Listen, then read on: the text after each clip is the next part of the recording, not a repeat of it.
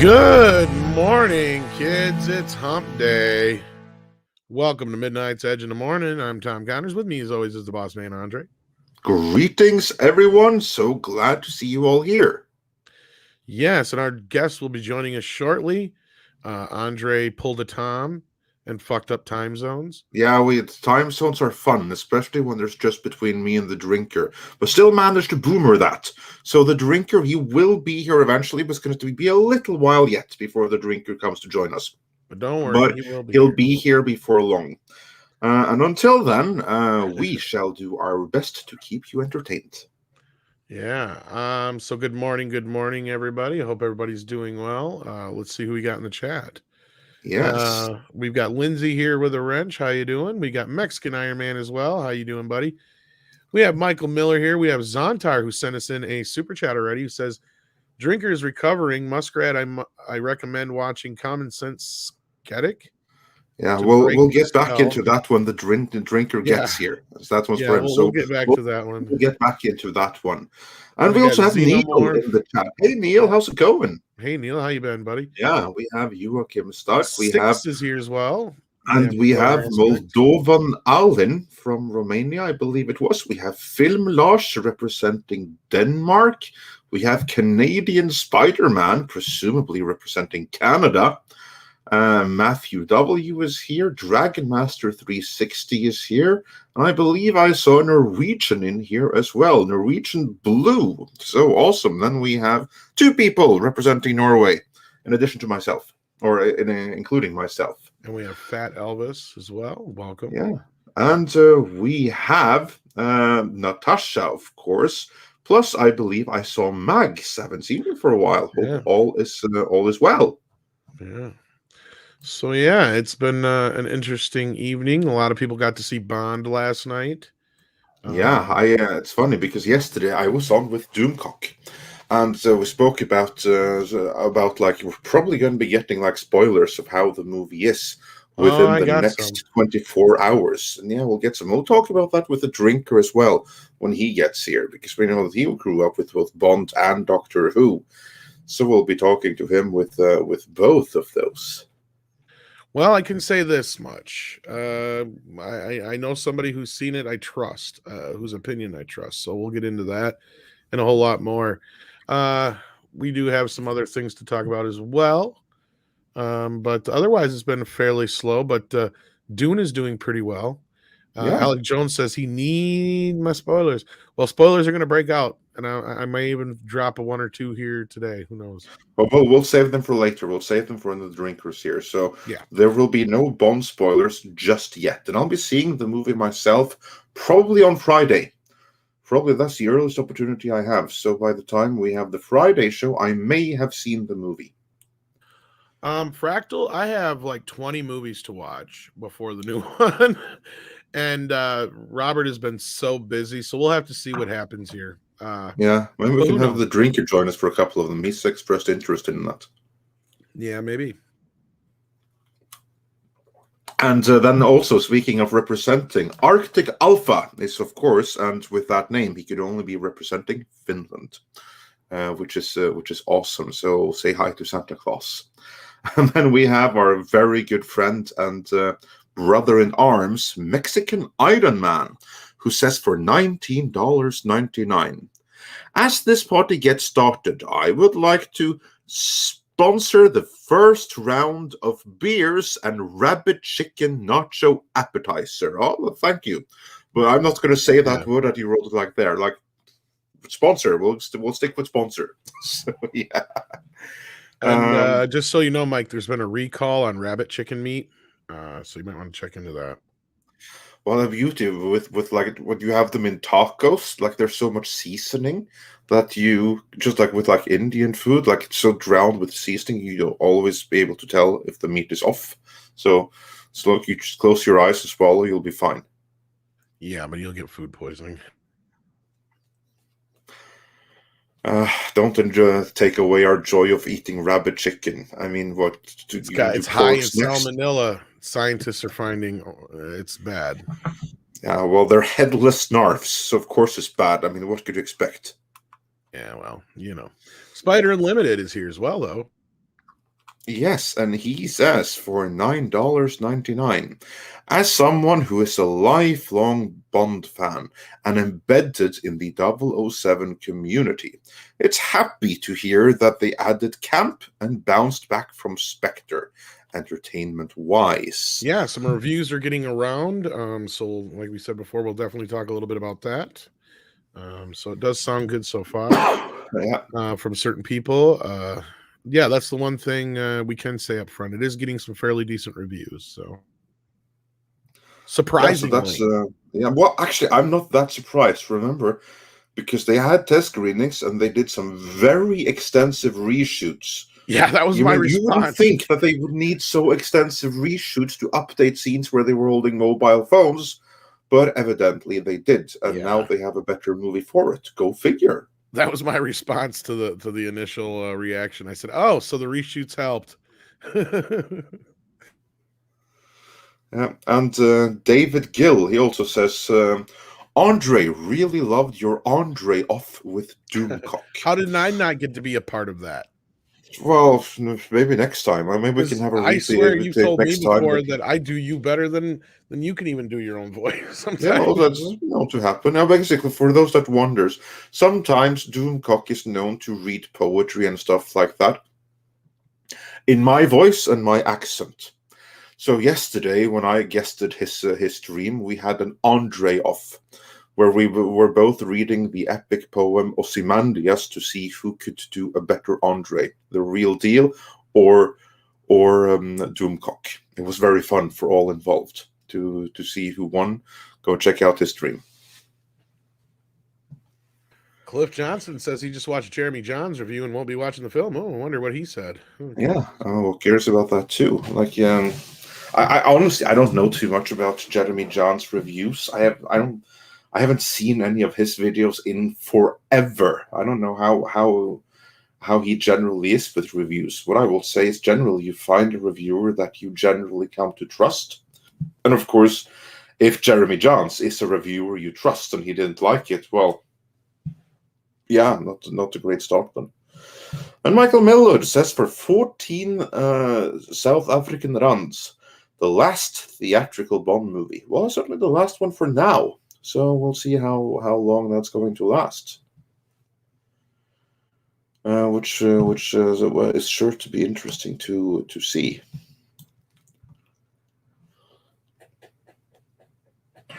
And then we also have a couple of classic super chats that we'll do before we start getting into the news here, while we wait for the drinker to join us. For those that are just joining, the drinker will be coming. We just boomed the time zones a little bit. So through absolutely no fault of his, he will be joining a little bit late. But look on the bright side, that gives him plenty time to get good and drunk before coming to join us. So there is that.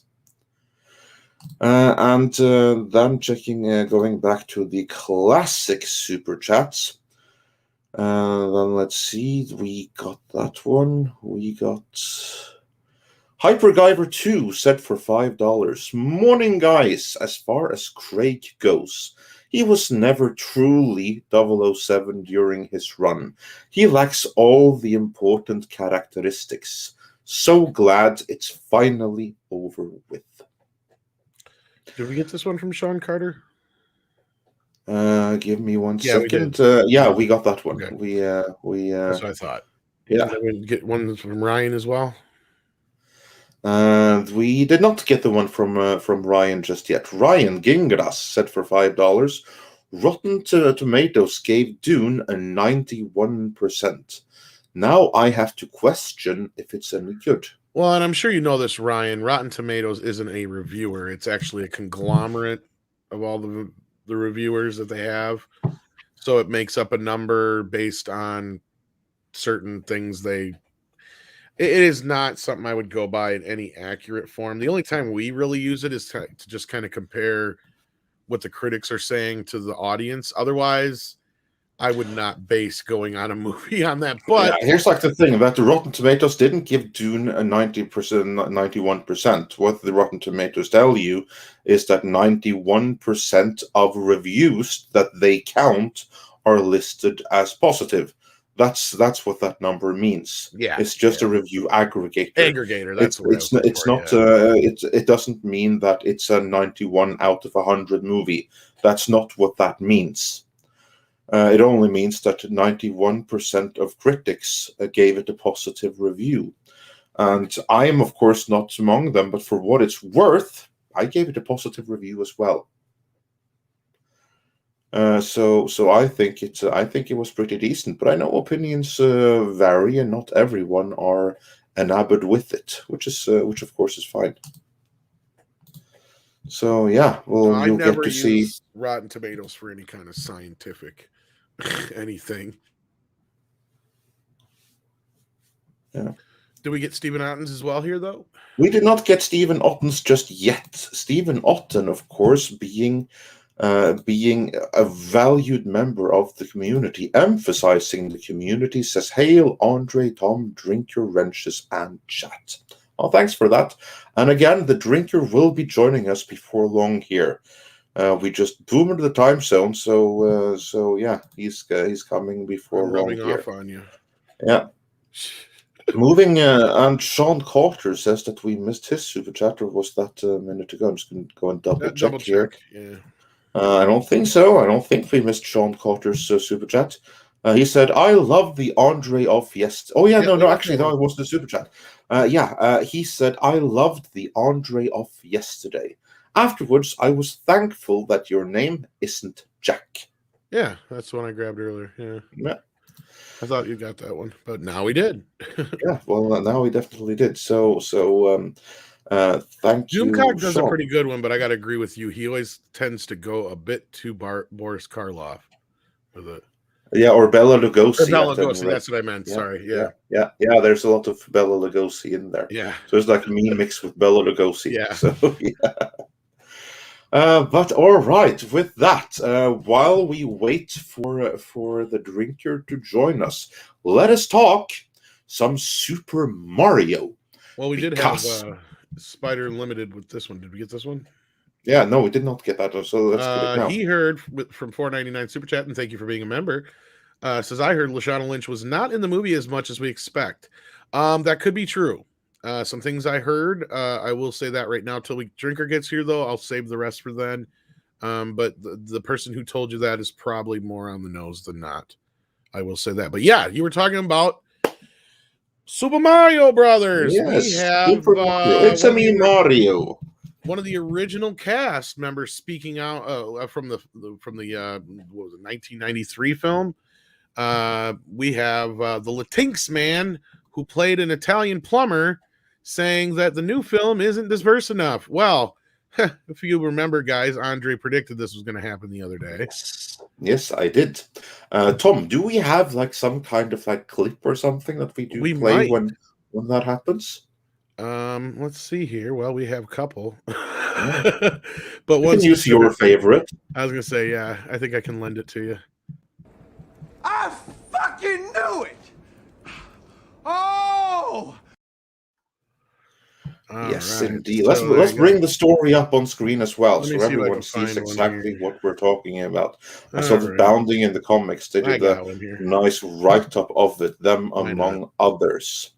So basically, then, as you all recall, we are getting a new animated Super Mario Brothers movie, and the one who will be starring as Super Mario in it is none other than Chris Pratt, Star-Lord himself.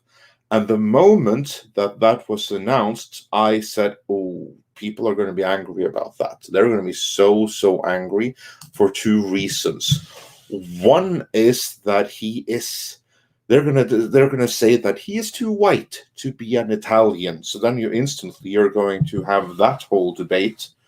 And then secondarily, and this is like the thing that you're going to get extra with him, is that he is someone who is suspected of being a little bit too Christian for Hollywood's liking and a little bit too conservative for Hollywood's liking. Although he has never said anything in public to that effect, he has also not denied it. he hasn't repeated any of like the cult slogans or anything like that. So he has that light of suspicion on him. So absolutely anyone who's like, down with the agenda and want to score some cheap points, attacking Chris Pratt is a very good way to do it. Enter stage left, actor John Leguizamo, who takes issue with Super Mario Brothers voice cast. Too bad they went all white. Yeah, and I mean, prior to his whole LatinX video, I would have thought. And before we what's this about him and LatinX video? Let's just cover that, because as we all know, let me see if I can find it. LatinX is if any, it's an offensive term. It's a term that really insults the Latin heritage and culture, and even the Spanish language. But still, there are some that like it, and John Leguizamo evidently is among those. He loves it. Loves the term Latinx.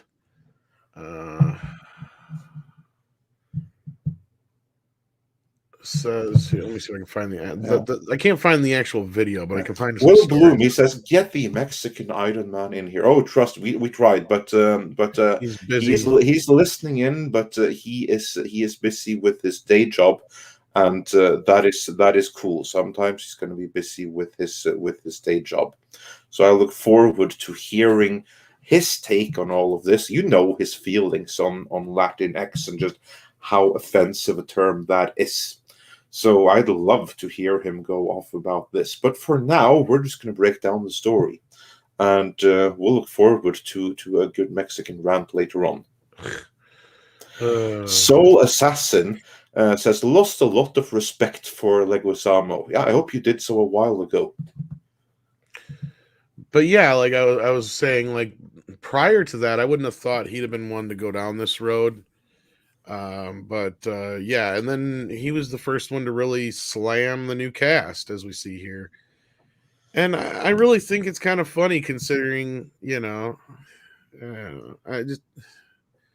I like John Leguizamo, so this really pisses me off among the other things. So, like, here we go, another actor who had to open her goddamn mouth, not once, but twice now, and just piss me off even more. And I don't know. It's getting ridiculous. Basically, though, what he says here was, too bad they went all white, I guess, was his response. Yeah,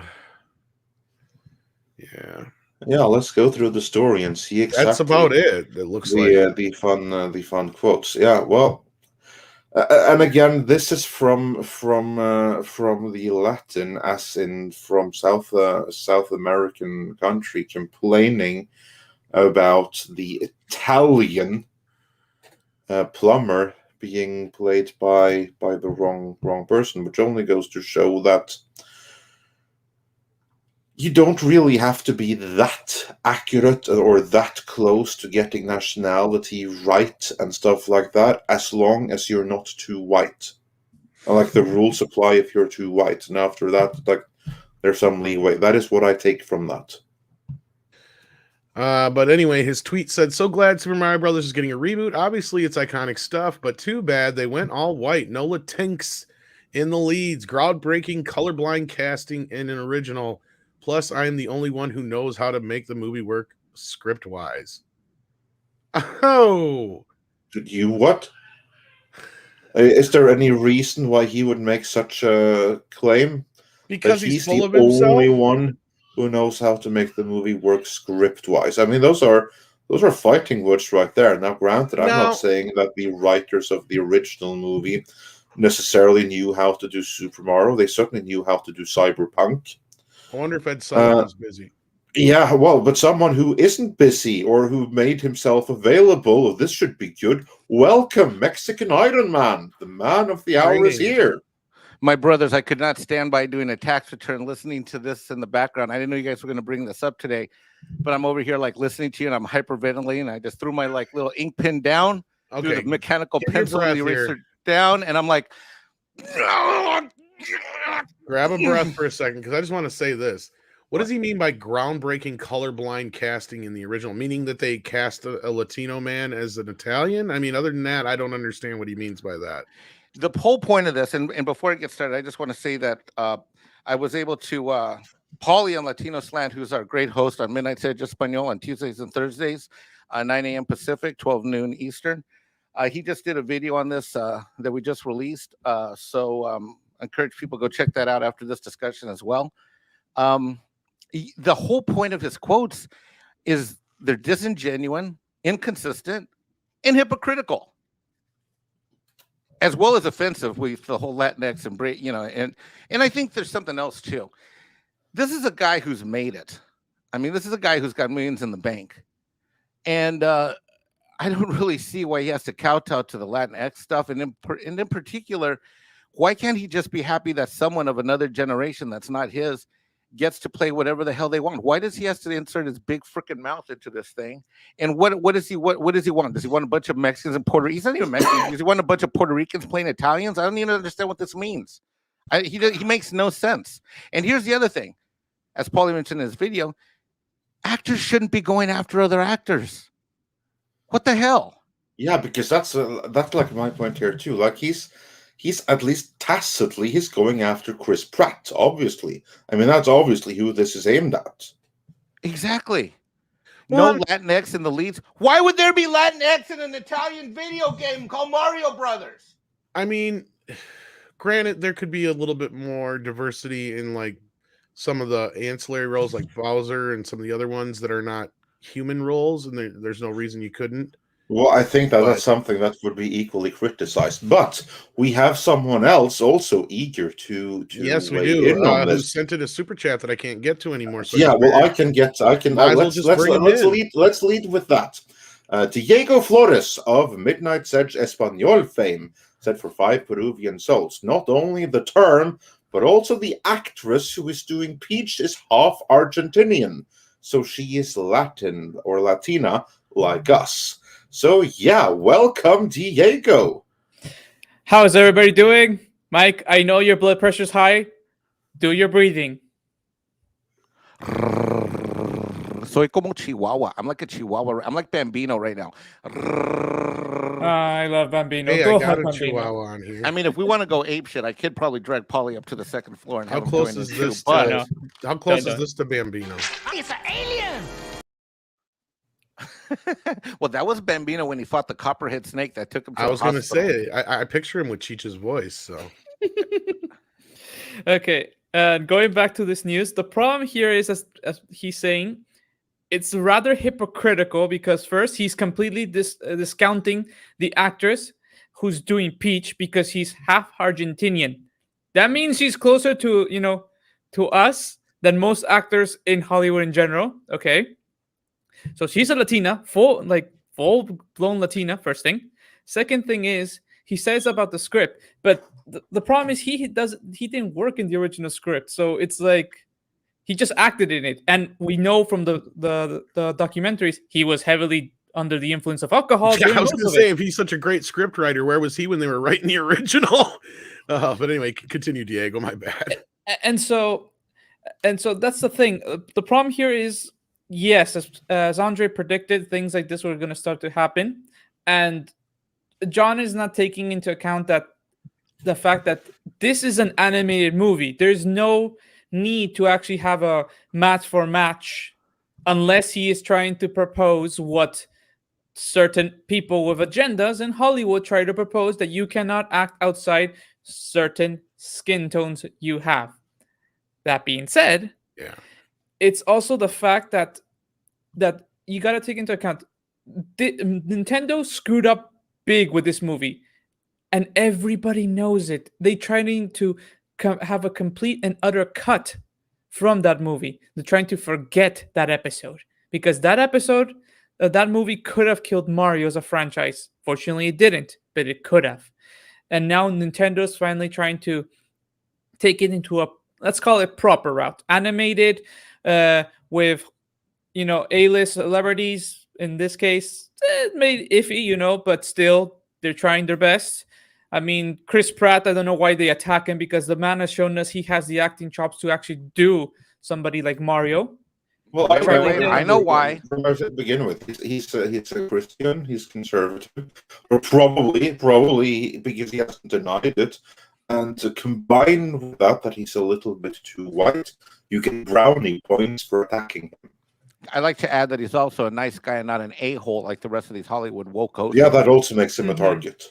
Yeah, I was trying not to touch that, but I mean that's the thing. It's like this we talked about. Pablo and I we talked about it as well as a separate video as well on the stream. The fact that we believe the casting is a good one because also the fact that this movie is very pivotal on what seems to be Nintendo strategy, and most people don't talk about it. Most people just either they hate it, either they love it, either they're meh, or they're talking about the hate that it's receiving without taking into account that first, this is Nintendo. Nintendo gives a flying F of what Hollywood thinks. They do the things their own way.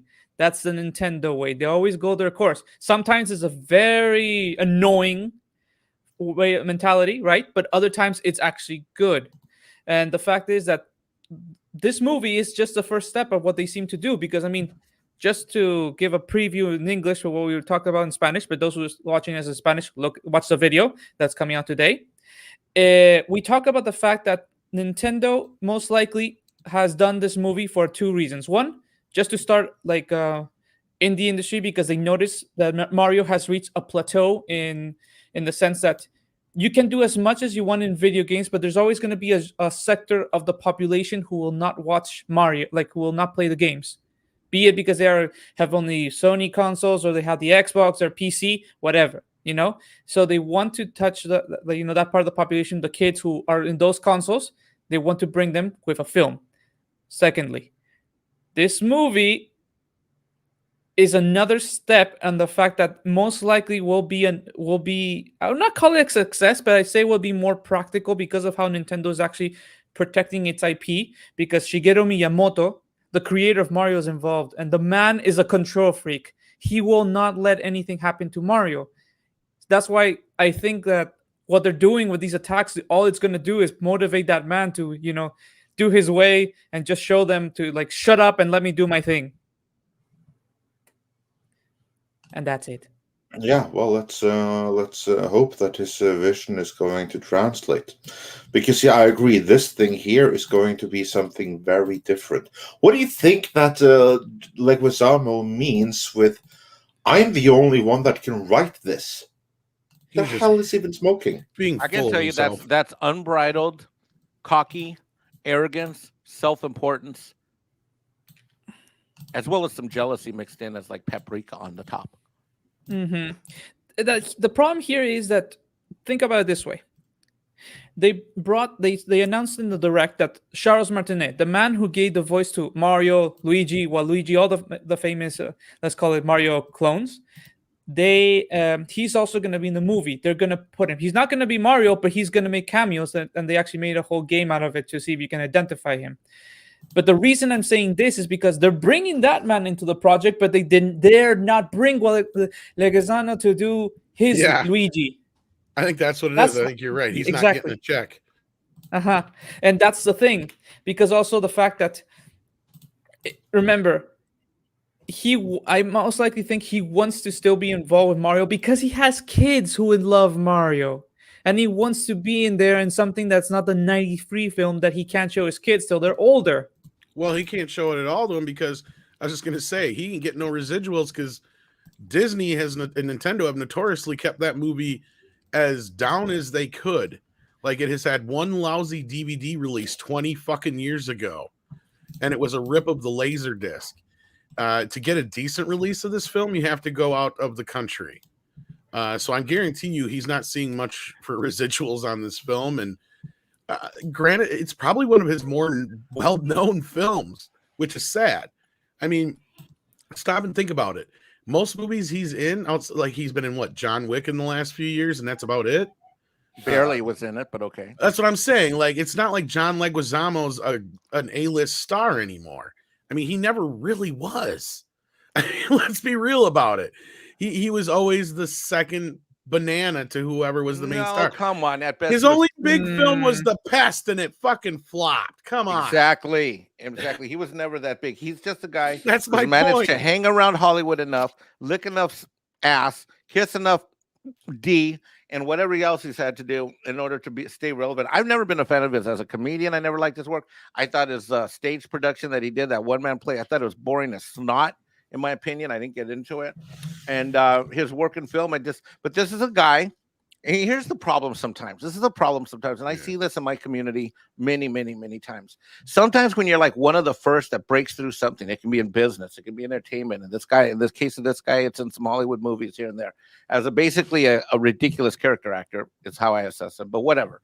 Whenever sometimes you have the first breakthrough, instead of turning around and having A, respect for your colleagues, and B, a sense of wanting to give back and help maybe that next generation, even do a role that you once did, maybe, or something like that.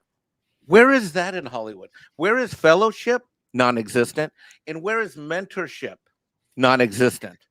Exactly. These are a bunch of self-centered, fucking egomaniac-driven weirdos who think that they are the most important thing since planet Earth. Speaking of colleagues, anyway, not the weirdos part, we also have with us Culture Casino.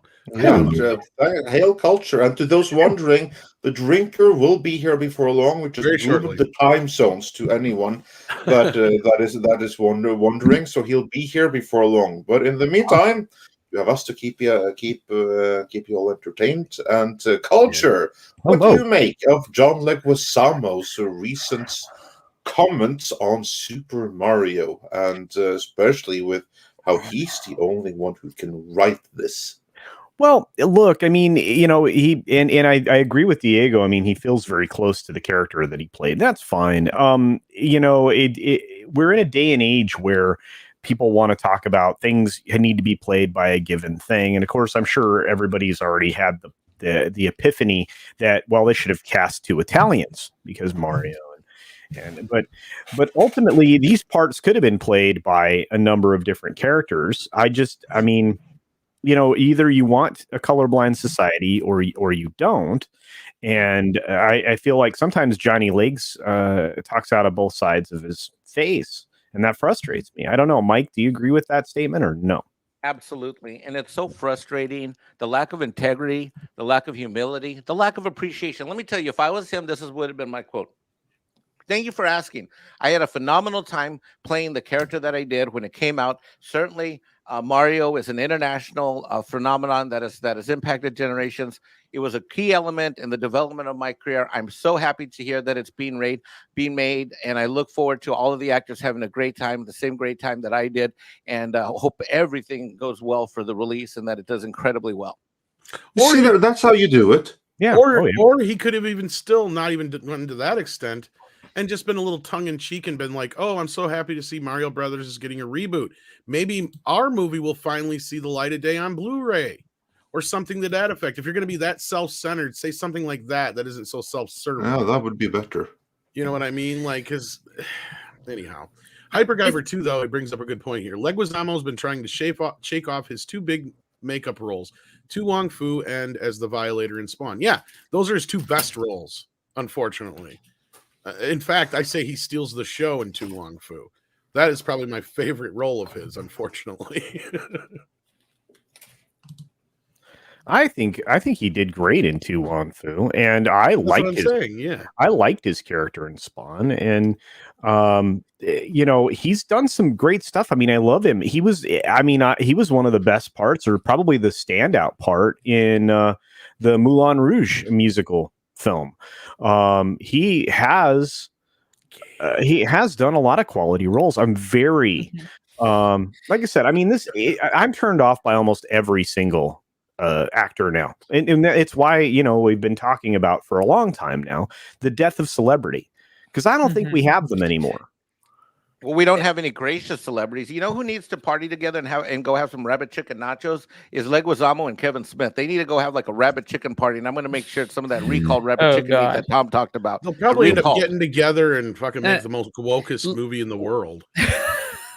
Okay. Let's not bash like that. But also, I was gonna say is the fact what Culture mentioned. I think the problem here is that most people don't see it. Is the fact of how Hollywood has become a very corporate structure.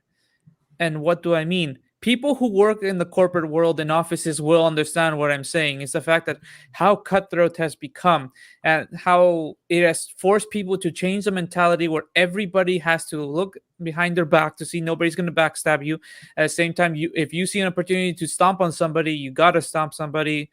I feel that that's the problem. It's become much like that. Like everybody's trying to claw to become number one, not taking into account how many people they leave behind and they use as a stepping stool.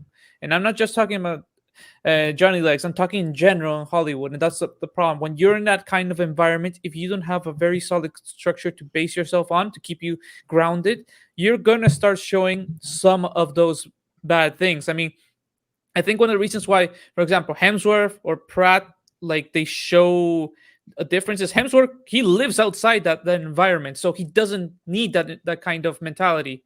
And Pratt, meanwhile, as he said, he's a very let's call it conservative man. He's a Christian, and that helps him keep him grounded to what he is today. And that's why we don't see him do these kinds of statements. But we see other people who are more in the environment actually say these kinds of things. And I think that's the problem. The environment creates this, not them naturally. I think that's very true, Diego. I think that the environment that they're in is cutthroat, and I think that they're always looking behind their back, and it's become worse over time. And you know this is the strange thing. Normally, it's the agents, it's the managers and stuff that should be behind the scenes trying to manage your career. These people are trying to actively be involved in advancing their career, and they think they're doing it through this fake activism that they're doing. I don't know.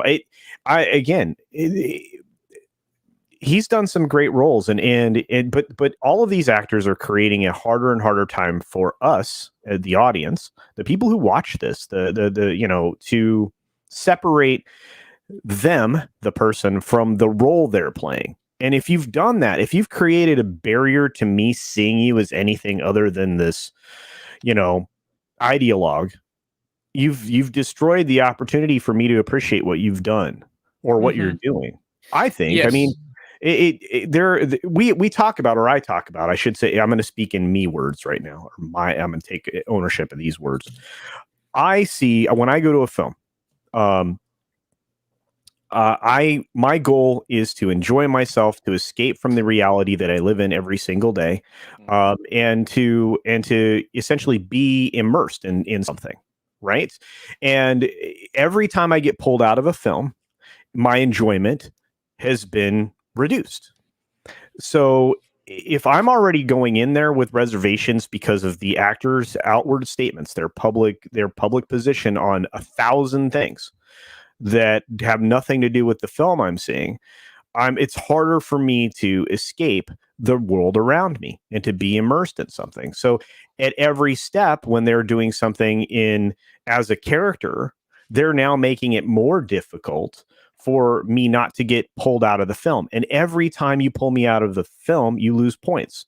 So when I'm watching something now, I'm critiquing it in an even different way than I have ever before, which is how many times do I get pulled out because the actor is doing it, because the actor made a negative impression upon me, right? It's harder and harder. And I think I'm not the only person. Now I can only speak for myself, but I think I'm not the only person who gets pulled out because of the behavior of the celebrity that's playing the role. I'm generally pretty good at separating. I try. And like a great example was like Brie Larson. I did a good job of separating her for the longest time until she just got to that point, like you said, Culture, where she just got under my damn skin. And now I can't even stand seeing her in anything. Same thing with the cast of the remake of Ghostbusters, right? Because I actually used to enjoy Paul Feig's other films. And then actively, after seeing Ghostbusters, it really ruined those movies for me. Like, because I did enjoy quite a bit, like the Bachelor Party ripoff and The Heat. Right. those two movies I thought were very well done. But then I went back and watched Bridesmaids again. Right. I don't remember laughing at all through it. I'm like, this just reminds me of Ghostbusters. But Yeah. Primer here says, "Hail Midnight's Edge in the morning. John Leguizamo is virtue signaling so he won't be canceled for the racist impressions he did in the past. Hypocrisy at its most blatant." Yeah, kind of like I think how people are probably right to believe that Kevin Smith was probably doing a lot of the shit he was doing to make up for some of the crap in his past too. But it's funny that I mentioned John Leguizamo should have been pushing for a Blu-ray release, because look at this. Super Mario fans have catapulted the classic 1993 Super Mario Brothers movie to #1 spot on Amazon sales chart, even though it's terrible. I will say it has its moments. You just have to does. see that it's not a Super Mario movie; it's a cyberpunk movie. It's a Yeah. spiritual successor to Max Headroom. Yeah, If you it see it as kinda that, then it's good. Yeah. I mean, and also I was gonna say one thing that I was mentioning before about the whole structure, how they doing the virtual signaling and all that. I think the reason why I mention it is also the fact because of Polly, I see many things that Leguizamo tries to do to help the community, properly give it a voice. And that's why I can't completely, be pulled out of it. That's why I say the man, the problem is he's in a context that's already toxic, and that generates a toxicity within you, and you have to do it to be able to compete, to remain relevant in that environment of toxicity. But when he has his moments out, that's why I say there's no excuses, or there's no excuses, and there's no explaining away environment because if you have a solid foundation of integrity and humility, then whatever environment you're in is irrelevant because your own moral compass guides the way. Yeah, but that's the thing. Yeah. If he doesn't have that, what's the point? Then he can go be unemployed, and he can just needs to shut the hell up. Well, that's what he's been doing for a while, isn't it? Yeah, maybe he's trying to change that. He's come up. As far as Tom goes, I thought it was hilarious that Brie Larson got hired by Nissan, and the first thing she does in her commercial is drop a taco. That's a cardinal sin when you're Mexican. I'll tell you that much. What were you saying, and same thing with Star Trek Next Generations. After me, I heard Andre talk about this a little bit yesterday with Doomcock. I can't watch any Star Trek Generations anymore. I can't look at Picard anymore as a character. I can't even look at the Counts of Troy as a character anymore because I'm so freaking disgusted by the other shit they've done in the real life. I'm done with that crap.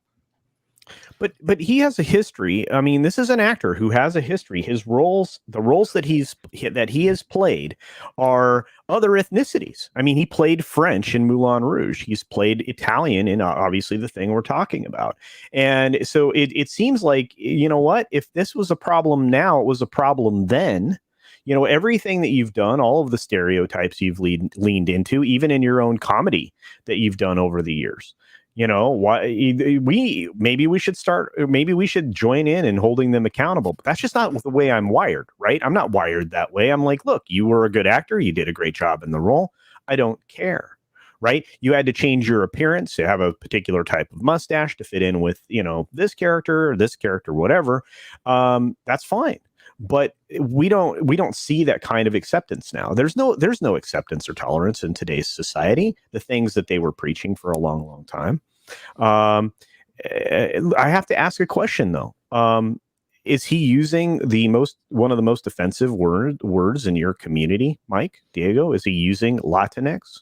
Yeah, I mean, I'm deliberately not covering that right now because I've ranted at length exhaustively on Midnight's Edge After Dark, on Doomcock Show with Andre. I mean, no, we're done.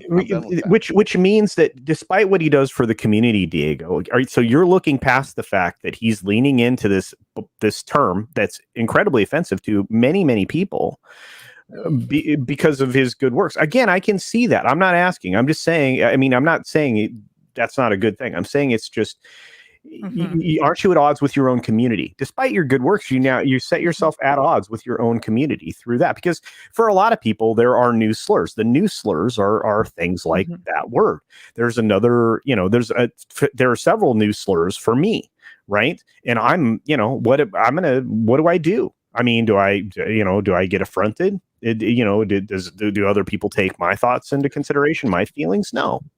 So I'm like I said, we're in a world where everybody is living in, many people are living in giant hypocrisies. I mean, constantly, on the daily, not even, and sometimes moment to moment.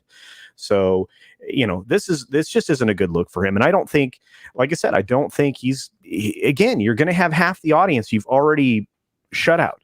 And that's dumb. It's just dumb. Bad for business. Well, and then I don't want to dwell on this too much. Yeah, no, I'm sorry. I got here. I don't know if I know Paulie had some things he wanted to say. I don't know if he's still there, Mike, but if you wanted to hop in there and say what he wanted go to drag say, him up from the first floor if you want him on. That's between you and him. But no, like, I think the bigger thing here is I think John is upset because he is an actor and he does do voices and they didn't ask him. I think that's the big thing that's bothering him right now. I'll be honest with you. I do feel like that's the case. Especially where he's like, oh, why didn't they? I'm the only one who knows how to write this thing. Like, boy, Yeah, that's one of the things that sticks out to me the most. Well, hey, and guys, again, I got to pop back into work, but I'm going to swap Paulie and then send him the all right, link. sounds good. Okay, I got to get back to work. I got a client appointment I got to jump to right now. Yeah. Okay. And to those wondering, the Critical Drinker should join us very soon now. Since this was us that boomed the time zone, so it's no fault on him for that. But he has the time to get good and drunk. Yeah. So when he gets here, we'll definitely move on to some Bond talk. In the meantime, though, we'll finish up with this John Leguizamo talk because it looks like you guys have some things to say in the chat. Nick Clark, he has well first Dash Attack says, why isn't Chang-Li in the Mario movie? That's a very good question. That is the question. That's another $1 million question. Though. Yeah. Nick Clark also says, can we at least consider the possibility that he was making a sarcastic remark and the dumbass journalist quoted out of context? Unfortunately, that has been the norm far longer than woke Hollywood. Unfortunately, this is not his first offense on the LatinX front, but yeah, I'm going to say goodbye to everybody because Paulie's going to loop in right now. Love you all. Paulie. I got to go. Right, take care, Paulie. Hey, Paulie, how's it going? Orle. Hey, Jefe. So, what do we think of Leguizamo's comments here? I think we lost Paulie or something. Okay. He was there, and then he wasn't. Yeah. Can you hear me? Now we can. Way there in the distance. Are you on the Wi-Fi or are you on the? Yeah, because like you're coming through real muddy. Meanwhile, while we sort that out, then we have Marksman of 117B who says, my cousin almost got arrested for punching a guy for calling him LatinX. The Mexican cop not only let him go, but offered to arrest the white guy. Yeah, he has I don't know if I believe that story, but that's pretty funny. What was this? That's amazing. I love this story. If even it's a great story. True, it should be. Yeah, exactly. And yeah, I mean, again, you're offending huge swaths of humans. Not good. Yeah. Speaking of offending huge swaths of humans, no one can offend any people as well as the critical drinker, of course. How you doing? Hey, what an intro. Greetings. Sorry, gents, I'm like an hour late. We got don't worry about that. You are not an hour late. You are 45 minutes early. It was us that moved the time zone. So yeah, thank you for being 45 minutes early. I had to make it an extra quick session with Tatiana. So yeah, we'll be talking some Bond. We'll be talking some Doctor Who and all of that jazz. But right now, we're talking Super Mario, and we were talking one of the heroes of the previous Super Mario, John Leguizamo, who had some choice words.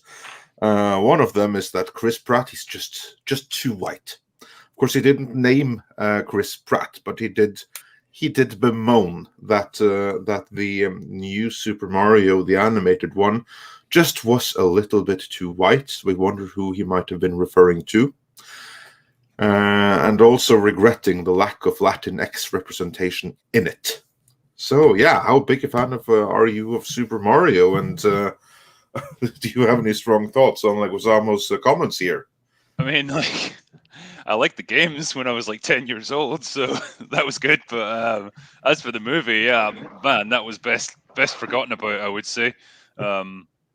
yeah, nothing great came out of that movie with him and Dennis Hopper and stuff. So, man, I don't know. Like he kind of does have a point. Like Chris Pratt isn't particularly Italian looking, so that is a bit of a miss, I suppose. Like I don't really see how they're gonna really do anything good with this new one. If I may intervene here, let's take into account that the guy who gives Mario's voice currently is of French descent, not Italian. And he's the one Right. who's defined the voice for Mario. So, and he's going to be in the project coaching both Chris Pratt and Charlie Day on how he does his inflections. So there's that. Let's also not forget that the most famous Italian plumber ever was created by a Japanese company too. So I don't think it really fucking matters. There is that. I think So- this goes down into the same road as things like The Simpsons, where they had a white guy voicing Apu, and he did. The whole point of that show was that, like, well, it kind of makes fun of everyone equally, and so there's nothing really wrong with like having a guy who's not of Indian descent doing an Indian character, because they all do so many characters collectively. It doesn't really matter, and it wouldn't make sense to cast each one individually. And so for something like this, yeah, like if he can actually figure out his accent, I'm trying to picture Chris Pratt doing an Italian accent, and I'm struggling here. But yeah, if he can get that done, okay, whatever, And Paulie, are you ready to chime in? He just No, you are himself. not ready to chime in. I went to unmute him. Okay, can you hear me? Oh, there. Yes. Yeah, we can hear you. Hey, everybody. Hey, Polly. Hey, Paulie. You seem very unsure. Yeah.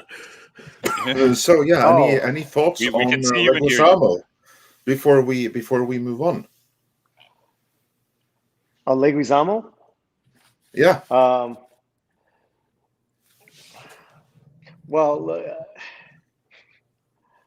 that it's a rather silly argument, isn't it? The one he's going up against, as far as Mario Brothers, it's actually really unfortunate, because one, he's selling out his fellow actors. Mhm. That's to me, when I first read that first line, you don't sell out your tribe and his actors. And he should just be happy no matter. It's a great cast.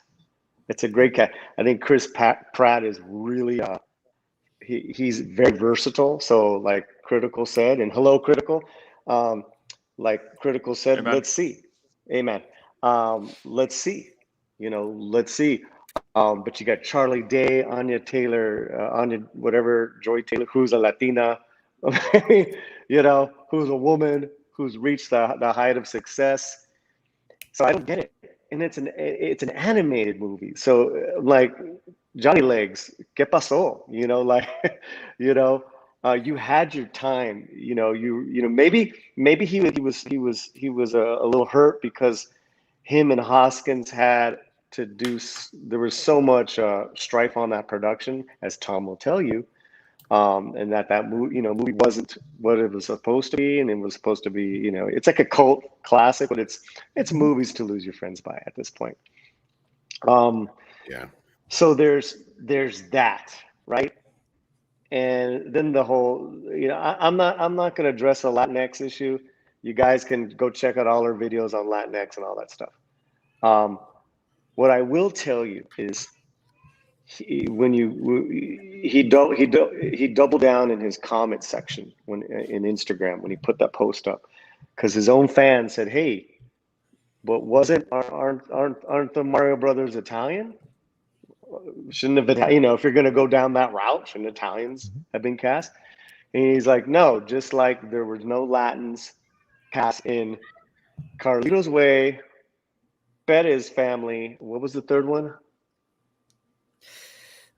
He mentioned only two. No, it was three. It was Carlito's Way, Perez Family, and Scarface.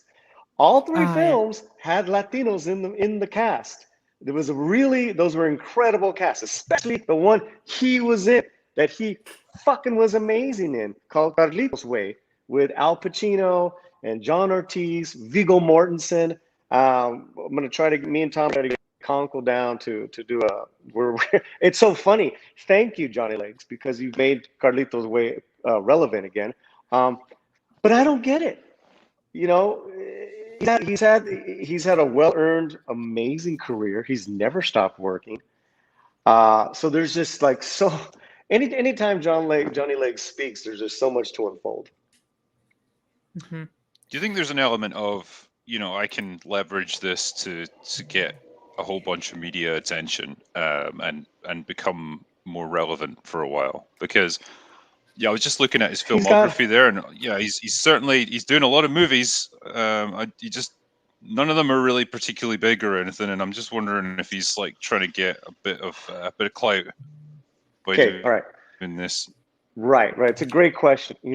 He's got a lead in a Colombian film, which is dear to his heart, where it's dramatical, political prisoner. It looks great. I think it just came out or it's coming out. So I don't know. I've seen him live on Broadway. I've seen him live in person. He's such a troubadour, and a lot of and there are a lot of great points he makes, especially about Hollywood hiring practices, which you can take the Latino example and then go across the boards and just on nepotism. But it seems he's part of that now. So maybe you're right. Maybe maybe it's because it's Hispanic Heritage Month. It's just it's kind of just gone overboard, And look, critical. I mean, actors. There's a part of being a successful actor. You have to have that ego trait, and to emotionally, buy into your character. And to survive this industry, and he's a survivor, man. He's taken small roles and made himself memorable. So I don't know why I don't know why he. What's funny was when the cast was announced, I was like, I wonder if Johnny Legs is going to say something. So maybe there's that factor, critical. I can't, I would imagine there's an element to it. Like this is a good way. Like, oh, I was in that movie, now it's coming again. This is a good way to score woke points and maybe give someone cause to put me in the movie or something like that. I don't know. I can only imagine that must be part of the reasoning.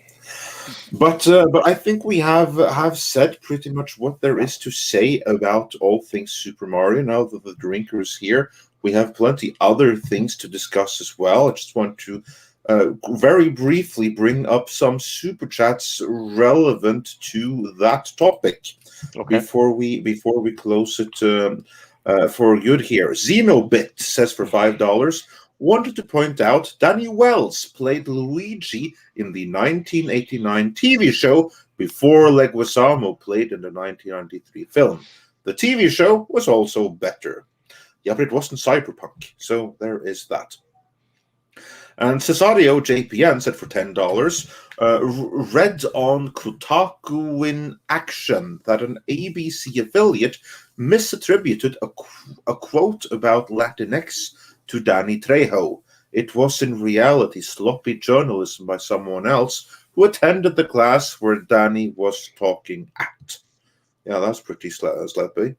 And Nico Unfortunately, in this case, though, it's Leguizamo's own tweet, and he has spoken out quite a bit on the Latinx business. So, yeah. Nico-san says, wait, what? Since when is an Italian plumber Latin? Did I miss something? I'm confused. Drinker, fix it. Make a video. Oh, yeah, you have a request there. Drinker fixes Super Mario Brothers. Yeah. Drinker, promise me if you do a Latinx video, you invite me on, sir. Yeah, I'll do my best, my friend. On that note, Sean Carter says for $5, my wife is from Mexicali. Let me just say, Her rage about LatinX exceeds Mexican Iron Man's. It's such an insulting term. Mexicali is the border of California and Mexico, and then Calexico is on the other side. Border people, man. Yeah, like they're from a part of the country that's they're in the heat a lot, so don't mess with them. Yeah. Well, let's see. Mickey Rooney says for €5. The only thing worth bringing back from the first movie is the Goombas dancing in the elevator. That was pretty fun. And Bertrand Kurt Dennis Russell Hopper says, was still alive, I'd say bring him back. I like Dennis Hopper. And Bertrand Kurt Russell says only woke Gring X's use LatinX. And Zeno Bit says for John Leguizamo, the worst day of his life was when he got replaced as Luigi. For M. Bison, it was Tuesday. Yeah, nice mixing of video game franchises there. Sporking News Podcast, our good friend, check out his channel and recently premiered video. Said, do you have to pander to be part of the establishment in Hollywood? Check out John's Asian appropriation. Well, and French appropriation. I mean, he's done a lot of different characters. He doesn't represent. Yeah. Well, you're talking about Leguizamo? Yeah. Yeah.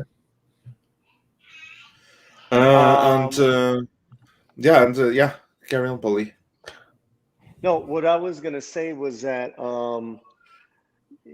Leguizamo's career, like Eddie Olmos, Mr. Olmos, that's the career that any actor would love to have. Mm-hmm. Where you've played all different types of backgrounds. You're just an actor, Mm-hmm.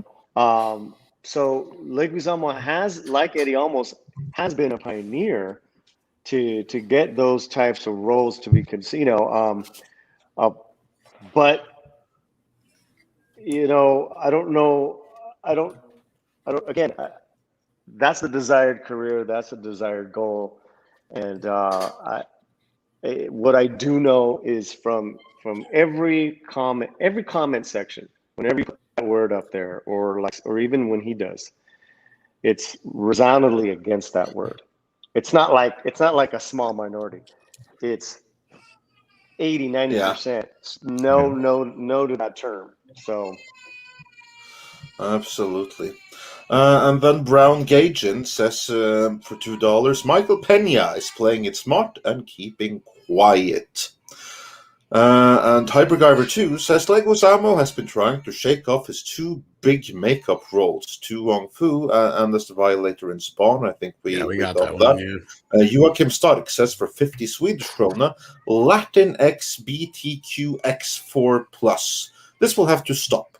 Otherwise, we are seeing the rise of Homo alphabetus that want to put all the rest of us away. So, yeah. And Rambam 3000 says for £5, I think Leguizamo is salty because he wanted to play Mario since he was Luigi in the Super Mario Brothers movie. Yeah. And Rob Altis says no one is Latinx. It's made up. Yep. And the Sporting News Podcast says also, before we move on here, I'm of Italian descent and have always been told we are white. So what I am now, John, what? Yeah, that's a good question. And William Jones also says Latinx is kind of like African American in his opinion. Some like it while others see it as a slight. Not being full American. Well, I think it's a little bit different than that, though. And Spider Unlimited says, as someone who is Italian by ethnicity, I didn't know we weren't supposed to be white. So yeah, that is the question. But with that, we have caught up on everything that was related. We do have some news blurbs quick if you want to grab them before we get into the other stuff. Boba Fett series is debuting on December 29th on Disney Plus. That's one bit of news that dropped this morning. Yeah, the trailer comes out mid-November. Yeah, and then otherwise we had the artwork reveal for the Karate Kid trilogy, although it should have all 4 movies in it, if you ask me. And Cobra Kai would be nice, but hey, it's nice that we're getting that on 4K. So that's the news blurbs for this morning. Yeah, and then another blurb before we get into all things critical and drinking here. Just have to welcome new member, Rich's Star Wars comic book and video game. Hey, Richard, hope all is well and that you're adapting well to the UK. And speaking of the UK and its more northern provinces, how are things? How is the fuel situation where you are? Drinker. We are okay, yeah. There's big signs saying you can't take more than 35 pounds worth of fuel, but otherwise, yeah. Like, this whole thing just seems to have been, like, blown out of proportion, and it's weird because, like, the BBC reports on it and goes, like, oh, you know, there's been reports of shortages, but don't go panic buying because then we really will run out. And then so naturally everyone just thinks, shit, I need to panic buy. And, you know, it's a self-fulfilling prophecy. But yeah, the most I saw notice the keywords. I liked how you said all the keywords here. It's like, don't panic buy because then we will really run out. What people hear is panic buy. We will run out. Yeah, pretty much. Like, I'm going to buy loads of fuel that I don't need, but I'm not panicking. I'm just doing it because I want to. It reminds me of the great TP shortage where everybody went to buy it. And speaking of buys, yeah, exactly. It's just his goodbye. There was no shortage, but then they made it happen. But Paulie has to say his goodbye. So thank you for joining us, Paulie. We appreciate you being here, and go have fun in Mikey's pool. Oh my God. Thank you so much. Thanks, Andre. I hope you're feeling better. Critical. Thanks for being on the show. And everyone in the chat, no seas mocosos, and you'll be fine. Yeah. Well, thanks for joining us, Paulie. And Drinker, how's it going? What's up? Yeah, it's all good, man. I just put out a video yesterday for Nobody, which I absolutely loved. I thought it was a great, fun movie. It really takes me back to like when action movies were R-rated and they were simple and they were just enjoyable and they had some kick-ass fight scenes. So very much enjoyed it. And I'm just kind of getting geared up because I'm heading off down to London tomorrow to do book stuff. Oh, so cool. Cool.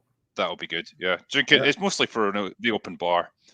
Yeah. It's going out drinking in London is awesome. I really miss doing that. Yeah. It's been a long time for me as well. We've been stuck, so things are opening up again, so we can go places. Great. Oh, that's pretty awesome.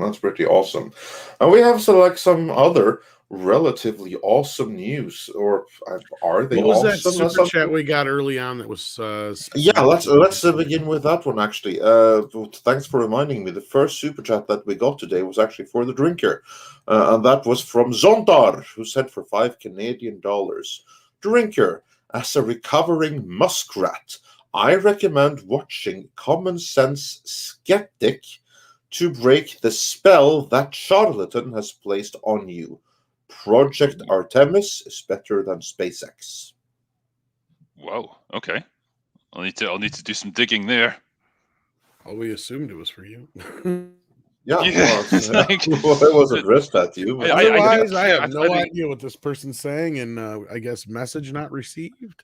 I don't know. I think on us the last time we did a drinkers open bar, we were talking about SpaceX and how they're going to be the ones that get us to Mars and stuff. And I think we were pretty disparaging towards NASA and government agencies in general. So oh my God, NASA! Words can't describe how badly NASA has been botching it. Well, ever since the 70s, really. Yeah, they were great in like 1969. It's just been kind of all downhill since then. And pretty much. I know they've had to suffer from like changing priorities and shrinking budgets and all the rest of it. But man, because of that, we basically have to like reinvent the Saturn V, which is the rocket that took us to the moon. That's basically what the SpaceX and everyone is doing. Is that they're trying to reinvent the Saturn V with modern day technology. I mean, that's the challenge. Yeah, the challenge is to make it reusable. I mean, you can easily enough build another Saturn V and it would be fine. No, but that's it's what completely NASA has been wasted. doing. Like their like space launch system. That's basically like a modern day jumped up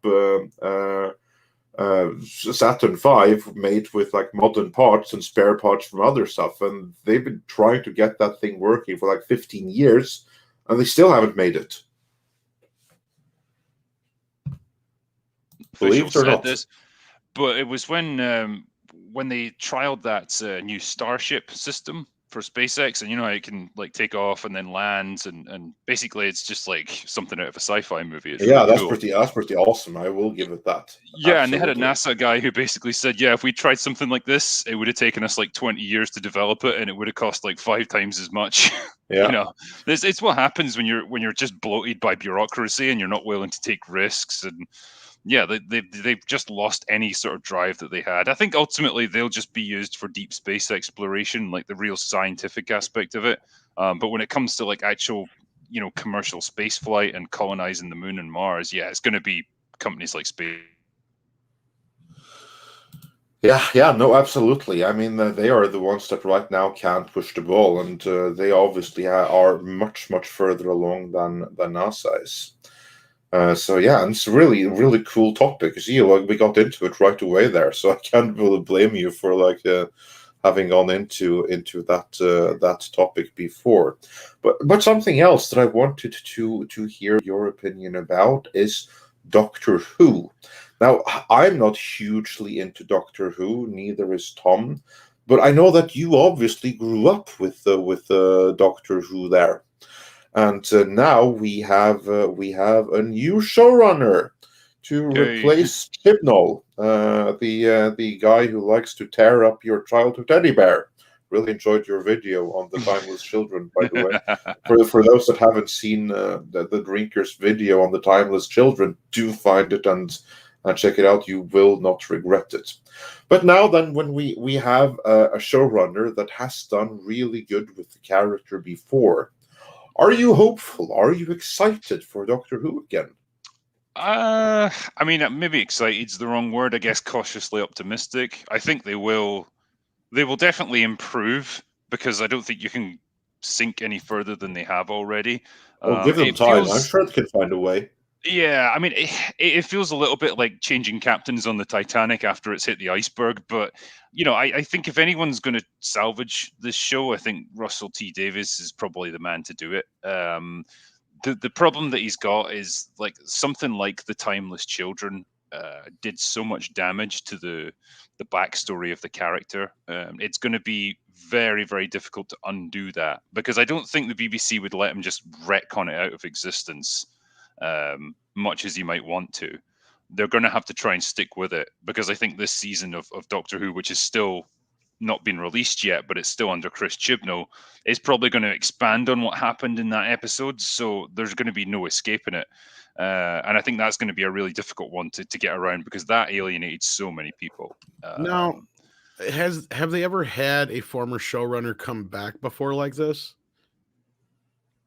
I don't know, because, like, you know, when Andre was asking me about my history with the show, so I was, you know, always a casual viewer of it. I am not going to pretend for a second that I'm deep into the lore of the show and all the, you know, all the different spin-offs that they've had, and I know every aspect of it. But I watched it as a kid, and obviously, you know, went through a lot of the different eras that way and enjoyed it. I can't think of a time off the top of my head when a showrunner's actually come back after leaving. Yeah, because to me that feels like it's almost like an apology tour of sorts. Plus, we know that there's some outside money coming in this time, because like HBO and I can't remember who else is invested in it now too, besides the BBC. Yeah, I'm honestly surprised that they even, you know, are going to do another run at it. I genuinely expected them to shelve it for a few years and rethink what they're going to do and then come back, because it just seemed like it's in such a hole right now. You know, the viewing figures are absolutely in the toilet. And as much as the BBC is publicly funded here, you know, they are not going to produce shows that nobody's watching, especially relatively, you know, time-consuming and expensive ones like Doctor Who now. Even if they are so progressive and so down with the cause. Well, I mean, there is that, I suppose.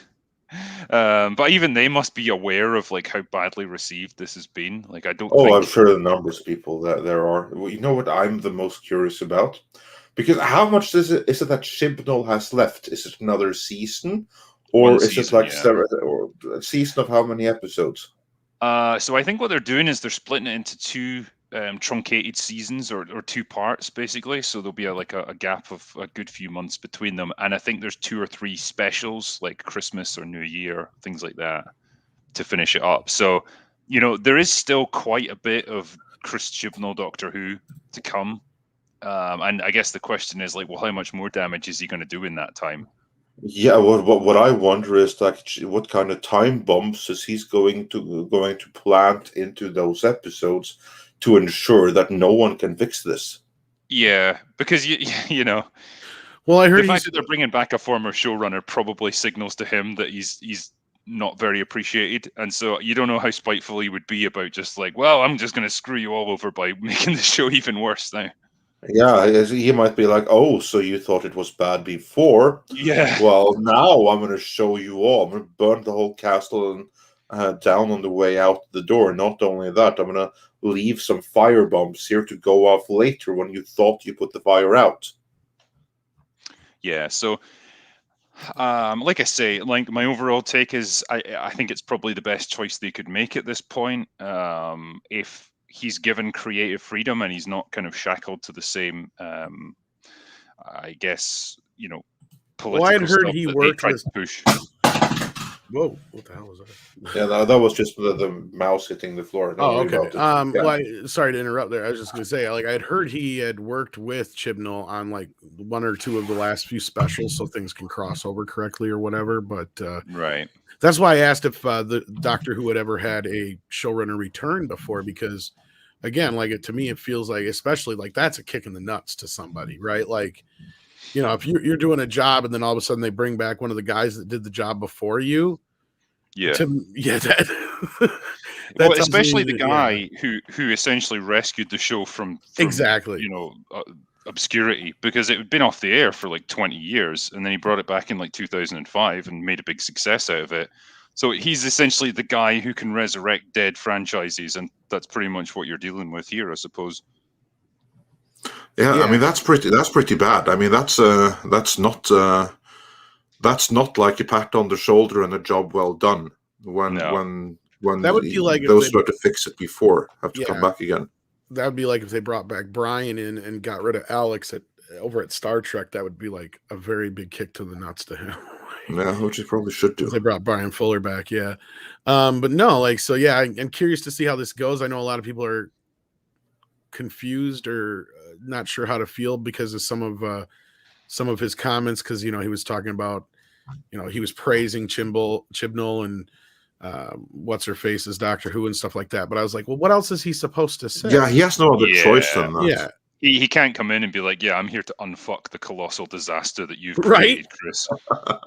It would be awesome though if he did say that. Just total not honesty. Everybody's Marsha Lucas though. She's got some balls. Yeah. If he were like, well, the guys that came in after me, they did a complete pig's breakfast of this whole thing, so I'm here to set everything right again. Well, what this reminds me of, Andre, is Dexter. Yeah. Well, actually, yeah, that's exactly the same thing. Dexter will be getting more episodes before long here, and what they did there is that they had the previous showrunner come back to basically do a new finale, which is what the new extended season is going to be. And they said, no, this is not about unfucking the mess. And just because they have to say that, that's exactly what it is. They don't want the series to continue to have the worst series finale of all time ever that not even Game of Thrones could top, despite it really trying. So they have to give it a better ending. Yeah. That's actually a really, really good comparison right there. Well, other than that, I don't know if there's much else to speak on. I'm sure some of the Whovians in the chat may have a thing or two to say, but yeah. Let's should we grab some of the super chats and then get to the Bond stuff? Yeah, absolutely. Let us do that. Durao On sent us a €5 super sticker, so thank you so much for that.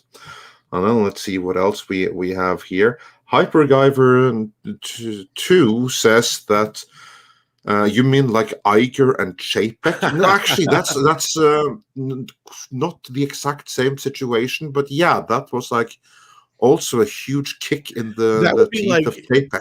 Yeah, I was going to say that'd be almost like if Chibnall's come back in the process of like, because like Iger was the guy who put the company in the place it was at. Chapek's sitting here trying to fix it, and Iger's like, "Oh, you're fixing it wrong," and it's like, "You're okay, so you're taking advice from the guy who put it in the position it's in already. Good job." Yeah. So yeah, but yeah, no, you have like this this thing going on sometimes, and then we have Fear of FEMA, who says Chinball has his whole get the vax arc left to tell. Yeah, that wouldn't surprise me. I honestly would not surprise me if that is a huge thing, telling off the people who won't get with the program. You can totally imagine it, like some virus that wreaks havoc on an alien world, and they're like, oh yeah, we had it under control, but then some people wouldn't take the medicine we'd created. Right? I mean, you're probably giving them ideas right now. I'd say that's going to be Discovery's 4th and 5th season and Picard's finale. You just wait. Yeah, probably, yeah. Probably, yeah. You mean I can fix myself if I just stick myself with this needle? I'd have to be insane not to do that. No. You're forgetting the other part, which is you're going to have to take a pill every month too. You forgot he's got to take. I already take a pill every time. He'll be good. He'll be good. Right. A little blue pill. And Joachim Stark says for 20 Swedish krona, they need to do a Dallas with Doctor Who. Hell yeah. The whole last season was a dream. I mean, I'd said before, because I discussed this on another stream, that, you know, if you wanted to undo something like the Timeless Children, at least, you could quite easily write it off as, well, the Master was just lying to you. Like, he just did all that to confuse you and lead you down, like, the wrong path so he could manipulate you. And actually, it was all a big lie. You know, that could be done. I just don't think they would have the balls to do it, because it would mean just saying to Chris, nah, everything you wrote there was garbage. We're not going to do that. How about imagine what the Twitterati would do if they actually did that? If they were like, this never happened. We just made it up. You're right. They wouldn't stand for that. Well, how about Matt Smith steps through a dimensional portal and says, "Wow, that dimension's a mess." I don't ever want to visit that again. Oh, just like it'd be lovely if Q actually is just there to snap the last season of Picard out of existence, right? Yeah, right. That would be amazing, but that's not what's happening. Probably not. No, we should be so lucky. We should be so lucky. Yeah, moving on with super chats. Then we have Freakadelic, who says NASA could get a huge ratings boost by blowing up the other planets. Blowing up the other planets. Yeah, good luck with that. I'm sure they would get a ratings boost if you could film that, but glad they don't have the technology for that, or even to get to the other planets. Tom Cruise. I mean, I've never liked Mercury. What were you saying, Drinker? No, I was just saying, like, I would pay to see it. I mean, to be honest, I've always had a bit of a grudge against Mercury, so if you want to blow that up, go for it, man. Yeah. The irony is that's actually the most difficult planet to get to. I was just going to say, this mission is impossible. Tom Cruise is going to destroy Mercury. For real. Wow. Yeah, it'd be like worth watching a whole movie just to see how they have like, to I heard Critical Drinker is there. not a fan of that planet, so I think I'm just going to blow it up for a movie. I have to ask, what do you have against Mercury? Yeah, I think it's so smart, like right there, close to the sun, hogging all the sunlight. Yeah. Man, it really does think Venus isn't much better. It's crowding in pretty close as well. I'm gonna let you survive this time, Venus. Venus is pretty vain. Yeah. Yeah, Venus is even worse because it's obstructing your view of Mercury. So, and it thinks it's so fucking perfect. Yeah. Yeah. See, I'm getting you mad about it now as well. You were You're pretty right. neutral about these planets, but now I'm bringing Fuck it all 'em. to the surface. We don't need 'em.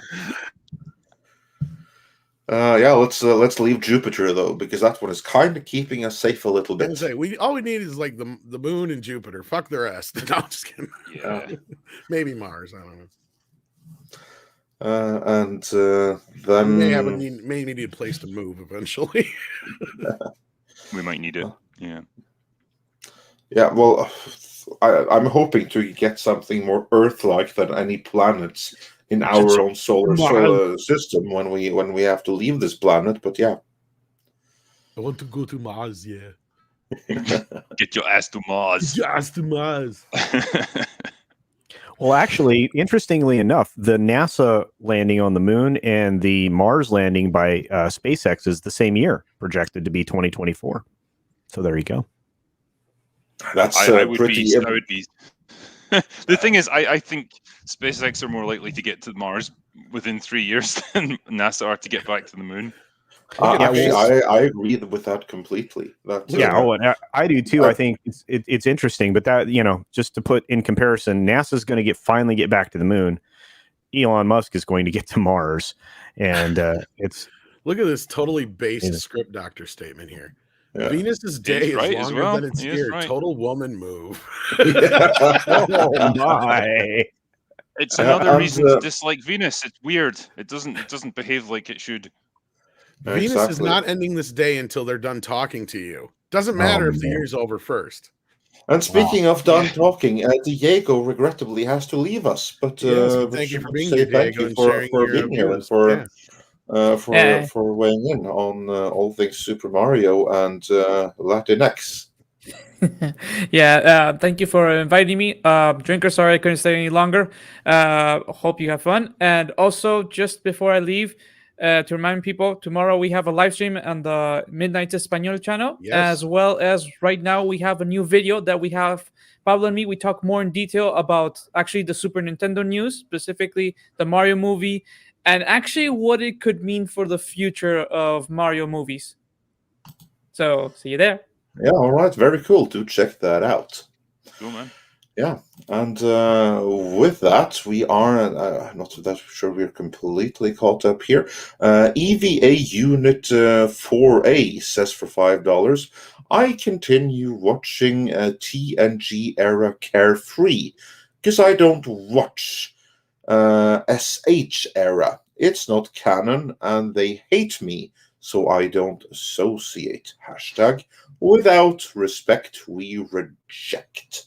And yeah, that's a good point. I envy everyone that has not seen any of the recent Star Trek Discovery or Star Trek Picards, because that way you might be able to enjoy more of what Star Trek is right now. As for me, as I said with Doomcock yesterday, and I've said here before, right now I have a hard time watching Star Trek The Next Generation because Picard just completely destroyed my love of Trek, or certainly of TNG Trek. Drinker, are you able to separate and see The Next Generation the same way, or did you never care? No, I can separate them. I can just enjoy TNG for what it is, and it's like, a show like that, it's like putting on a comfortable pair of boots or something. It's exactly what you need sometimes, and. Yeah, I don't sort of get hung up on thinking, well, it's eventually going to lead into something like Picard, because they were made by just completely different people in completely different eras of filmmaking. And yeah, I can just in my head almost decanonize Picard and just think, nah, it's not real Star Trek. I can do it intellectually because I know that not only is it made by different people, it's made under a different legal contract. But even so, it's Patrick Stewart, and that makes, especially like how he has come across off screen and everything. So, but yeah, that's a me issue. Now we can't really blame anyone else for. And then let's see if there was something else I missed here before we move on. KitKat says that for £5 that Doomcock has promised his channel members a ranting Mexican Iron Man emoji Perhaps Midnight's Edge could share it with him. Maybe. Yeah, we We'll already see. have a Mexican Island on emoji as it is already, but yeah, maybe that's an idea. We shall take it under consideration and see what we get there. Maybe a rabbit chicken one. Yeah. Rabbit chicken. Oh, you know what? I can make him the colonel again, holding a rabbit chicken instead of a bucket of chicken. I'll work on that. Oh yeah. Oh, that would be nice. That would be cool. And Edgy number 1 sends in £2. It says real #Trek versus fake Trek. Real Trek. Yeah. Absolutely. And then Dash Attack said, as someone who loved John's Luigi, I'm so sad that he would stoop so low. Work must be really dry. Yeah, I'm inclined to believe that as well. And then we have 2 super chats to bring us into the next topic here. Moldovan Alin says for 25 Romanian, whatever it is that they have in Romania, tried to book tickets to James Bond movie that goes in cinema here. All rooms are full. Good signs for box office. And Spider Unlimited says, I heard Lashana Lynch was not in the movie as much as we were to expect. And with that, let's transition into No Time to Die. Yeah, and critical all things James Bond. Have you had a chance to catch up with any of the reviews or anything like that with Bond? Or no, I am specifically staying away from the reviews. I'm going to be seeing it on Saturday, and so yeah, I kind of just want to go into it as as blind as I can, so I can just form my own opinions. And I wouldn't put much faith in the reviews. Sorry, I feel like I've just destroyed your bit now because we're going to be going through like actual reviews. Actually, I have more than that, so maybe I'll tell you when to take a bathroom break, because I actually know somebody who saw the movie. Okay, I mean, I'll go along with this, so it's fine. But yeah, I don't want to ruin it for you. So yeah, no, we're not going to ruin it. Just know that I hate you now. No, it's fine. Honestly, man, don't worry. But no, well, actually, the reviews, not to give you a false sense of security, the reviews have been pretty good. And as you can see, I think this headline captures what the individual I talked to said best. It says James Bond mission stays the same, letting Britain think it's still a superpower. And I mean, they may be writing that in a bad way here on the headline, but that's what I heard, is that the film is good. Not great, but good. This individual that I talked to said it's their favorite Bond film of the Craig era. Okay. I'm not going to get too much into details at the moment, but we'll get into it here a little bit more. But so yeah, considering what I had heard from my sources about the earlier test screenings, the reshoots seem to have helped. So yeah, it's really interesting because I think those first batch of trailers really hurt it.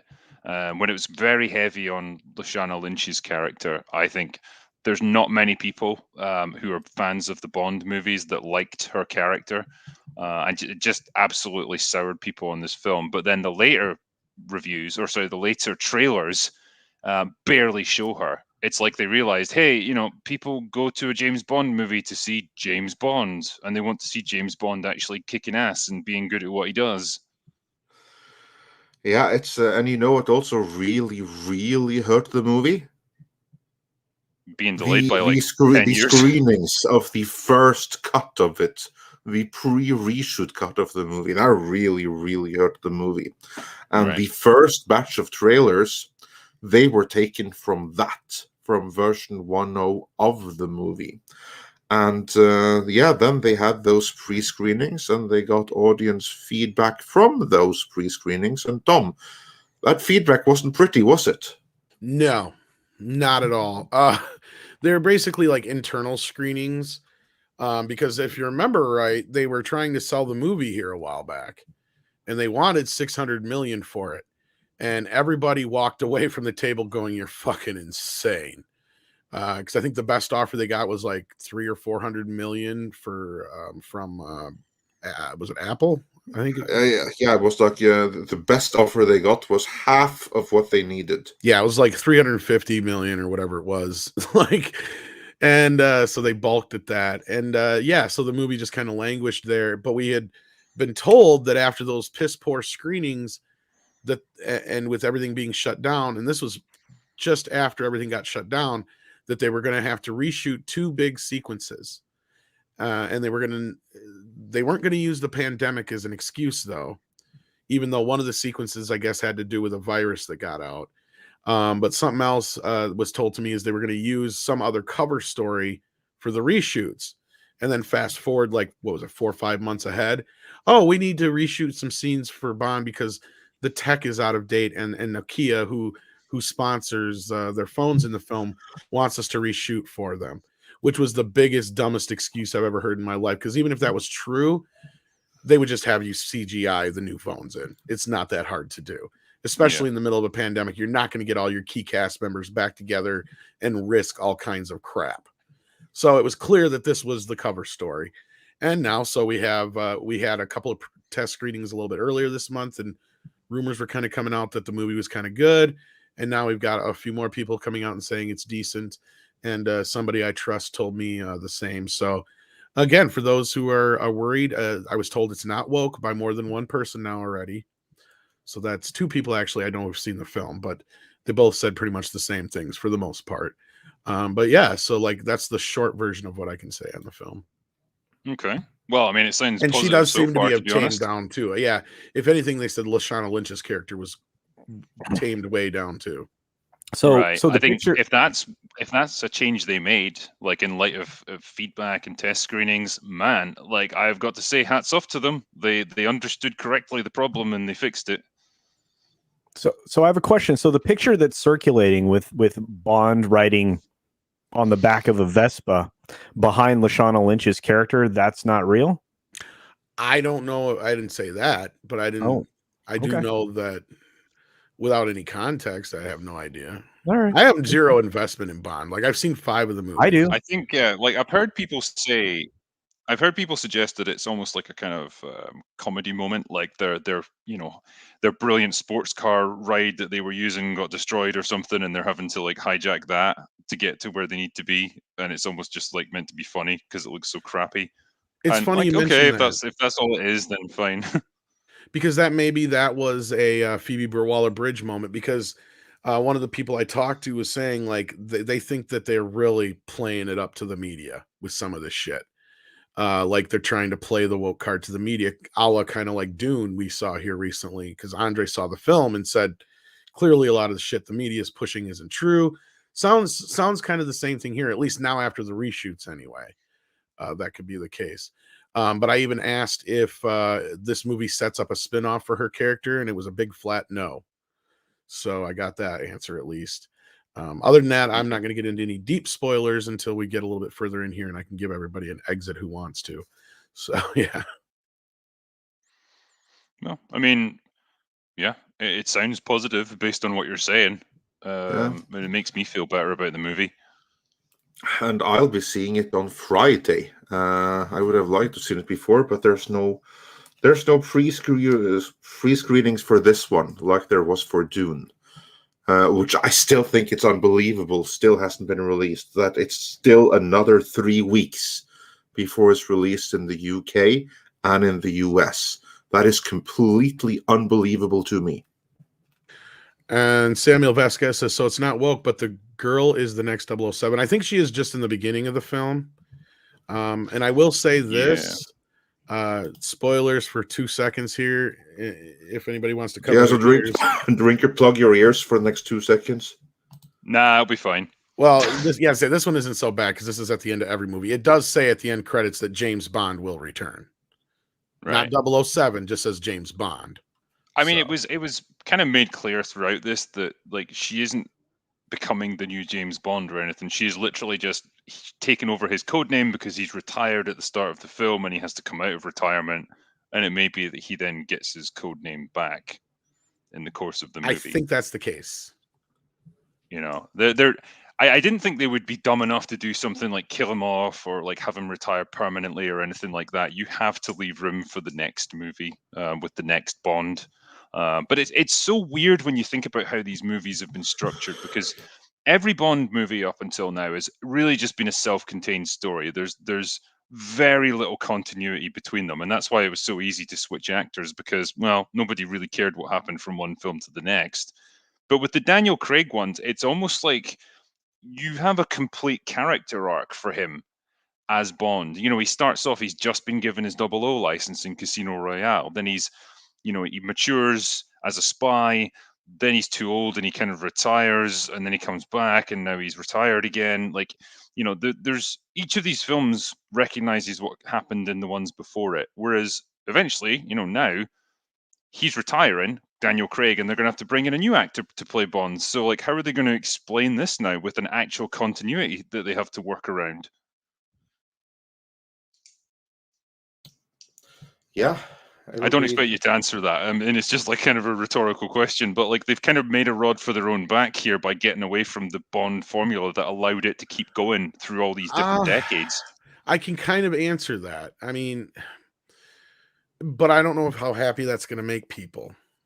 That's the thing. And again, well, let's delay answering that then, because we don't want to spoil anything this soon without. I've not seen the movie, not even hint at that. And I don't know a shit ton of shit ton of specifics, but I do know a few bits and pieces here and there. So, like, again, I don't want to get too much into it until we get a little deeper here. And then we got Mexican Iron Man firing in here. Says, why is it that nowadays that the international release is happening before USA all the time versus simultaneous releases around the world, or US happening first? Yeah, that is a good question, Mike, because it does seem like it's flipped from the Avengers. You can blame the Avengers. But the other reason is the pandemic and piracy and dropping films at the same time and all this other bullshit. But Bond has always traditionally gotten released earlier in the UK. But you were going to say something, Drinker. I'm sorry. No, I was going to say it works out great for me when I get to review movies before they come out in America, or like I get the jump on other reviewers by a few days. Yeah. Like, very convenient. It works so great in the case of Dune, though, because yeah, I like getting a jump on all the others by a few days, but not by 5 freaking weeks, which is the case with Dune, because that's just unfair. Because if I was you, I'd re-release your video like when it comes out in the States. Yeah, because I'll it'll be so much more then. Yeah. So I'll just. Well, we can finally have a fucking round table then. Yeah, exactly. Can't even have a round because no one else has seen it. Because I'm the only one in Norway. Well, of course, I'm not the only person in Norway, but we can't have like a round table with no one else literally having seen it. It'd be like having a round table on Spider-Man already when it's coming out like in Christmas, because one person had to go to get a really, really advanced screening. And Sean the Movie Man 71 says piracy still happens if released internationally first. This is true. Here's the thing. Here's the thing, though. It's a matter of scale. Because, yeah, there will always be piracy to some extent. But in the case of Dune, for instance, it's been a theatrically exclusive release in only some select countries. Now, all of these countries are either subtitle land or dubbing land, meaning that in terms of piracy, what you would get is a or a handheld cam recording, which either has sound in the dubbed to the wrong language or the picture compromised by subtitles. Yeah. Both of which are going to further bring down piracy numbers. Of course, there will be some, but it's not going to be like the huge scale that you would get by dropping it simultaneously on HBO Max. Like Black Widow. So you have, you have like a 4K version right away. Yeah. Exactly. And I think, unfortunately, we're going to see the same problem once it does hit. But yeah, I mean, as far as Bond goes, I hope the fans get what they want. I'm not going to say too much more at this very moment until we get a little bit further along here. But like, yeah, so I've been seeing fairly good reviews, though, for it. Couple from people I trust pretty well. So if that helps, hey. Yeah. And Dune, I check in every once in a while and to see what's being downloaded and stuff. And Dune has never hit the top that I know of in its cam version. So. And Dune is, he says, Dune is already on pirate site in 1080p. Yeah, but no, it isn't. It's a handheld recording, and that recording is in 1080p. That may very well be the case, but that doesn't change the fact that it's still something that someone had recorded in a movie theater. So it's not a high definition version or something like that. To my knowledge, it's a recording, even if that recording is in 1080p, so that means nothing. It's an extremely low quality version of the movie that's available with compromised picture, compromised sound. It doesn't matter if it's 1080p, it's still handheld cam. Yeah, and then Jason says, that's not a cam rip, that's a virus. 9 times out of 10, that's the case too. Yeah. Or it's a tracker. That's it could also very well be the case. So yeah, no, there is no high quality version of Dune available. Yeah, you can get a cam rip, but a proper high quality version of it does not exist out there on the high seas, and it won't exist until it's released on HBO Max. Then you'll have a proper 4K version of it. It may leak out a day or two before that, but yeah, I would expect. Yeah, but no more than that. Yeah. And what's the sad thing is that then you're still going to have the piracy thing the moment that it is released in the US and the UK. From the very first moment, then piracy is going to become the concern. I got to get this super chat now. Thank you, Spider Unlimited. Here's something that should help some people feel better. Scotty Boy Mendelson didn't like it, which means it's good. That pretty much guarantees a drinker recommends then. Yeah. I would be so happy for Bond fans everywhere if No Time to Die would get the drinker recommends. And I mean, honestly, like nothing would make me happier than to go in and just be blown away by how good this is. Like, holy shit, this is like the triumphant end for Daniel Craig's Bond. You know, great. And I would happily just say, look, those early trailers were just so misleading, and totally didn't represent the movie. And yeah, it would be like great we could in the happened. case of the Suicide Squad. Well, that's the problem. Is if I say anything, it's pretty much spoil a lot of shit. So yeah. Yeah. So don't. Let's not go there. Yeah. But yeah. Well, but what I would like to say is that sometimes when a movie is a complete dumpster fire, sometimes reshoots and reworking helps. That's why they do it. Most of the time, it's for naught, and it's so broken that it can't be unbroken. But sometimes, some very few times, extensive reshoots actually serve to make a movie better, which is why there is no shame in trying. And if they, in this case, tried and succeeded, and based on the positive word of mouth that we're hearing now from the final movie, as per contrast with the earlier test screenings, it appears that they have actually salvaged the movie in the redoing of it and in the extensive reshoots. There's those rare occasions. There's those rare occasions where reshoots have saved a movie. Yeah. I mean, I even argue that probably Wonder Woman was one of those films, because I remember we kept hearing that the test screenings out of that, and I honestly didn't care for the film as much as most people did, so I can still see where that movie was clearly fixed in whatever reshoots they did do, even though I still didn't think it was great, but people liked it enough. So, you know, sometimes reshoots help. Or you have a situation like Sonic where it's not reshoots so much, but they actually listened to the fans and they went back and they fixed the design. We still got the same movie, but you know, at least we didn't have to look at that fucking abomination through the whole thing. Yeah. Sometimes you get a reshoot like Justice League, in which case it really doesn't help. No, you have that situation too. That's the thing. Is 9 times out of 10 that's the problem. Is a reshoot is a bad thing. But I'm glad Bionic Bun brought this up, because this is probably one of the most famous reshoots in history right here. Yeah, because it was Eric Stoltz that was in it to begin with, wasn't it? Yeah, and they shot like almost 2/3 of the film already. In fact, a lot of the film as long as Eric Stoltz isn't in it, that was the stuff that was shot before he was there. Yeah, they had to film the movie for 6 weeks, and in 6 weeks in the 1980s, that was pretty much the entirety of the shoot right there. Yeah, because for instance, like Ninja Turtles was shot in 10 weeks, and that was considered fast, especially for an effects film. So like, yeah, a normal film being shot in under like 3 months was a big deal back then. So yeah, there's great interviews that Thomas F. Wilson has done, like the guy who played Biff. Yeah, he's so good in interviews. He's such a delight. He's such a nice guy as well. Like he's the absolute polar. Have you heard his opposite of Back to the Future song? Yeah. was like, that. was that real manure? No, it wasn't. No, it wasn't.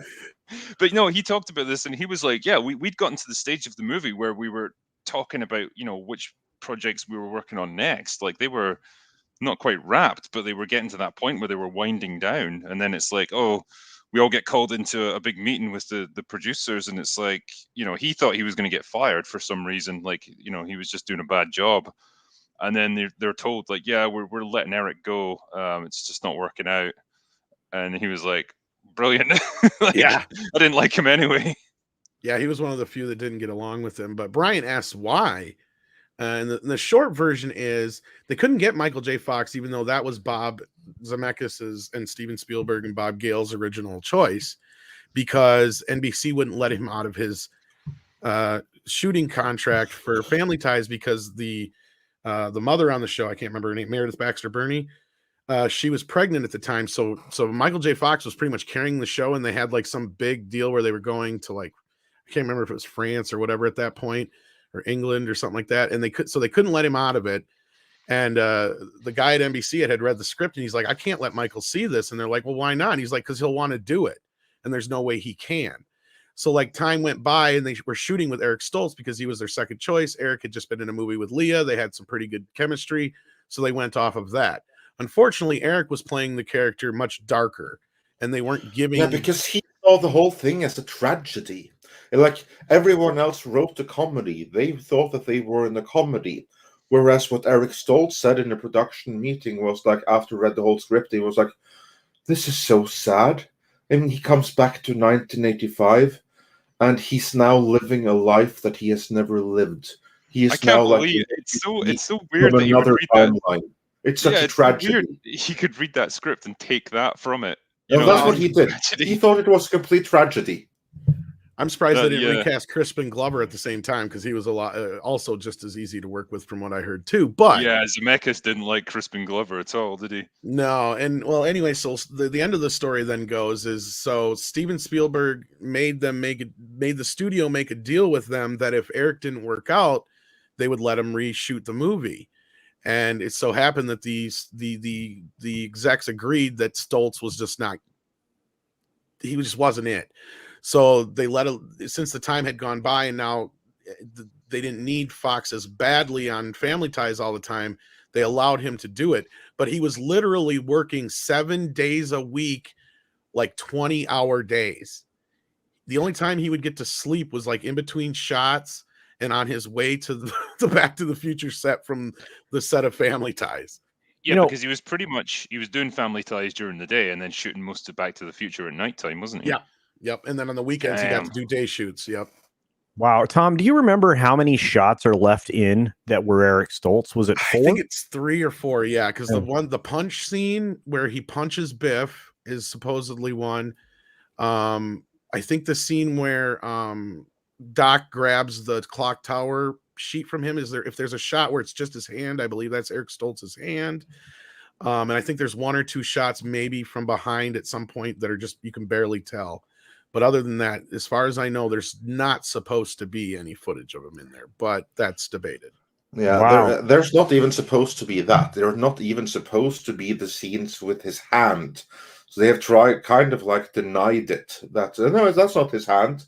Although that's where it goes back to Thomas Wilson, as Drinker was saying in some of his interviews. He said he does not remember reshooting that from the other angle with Michael J. Fox. So as far as he knows, the only version that existed was the Stoltz version. So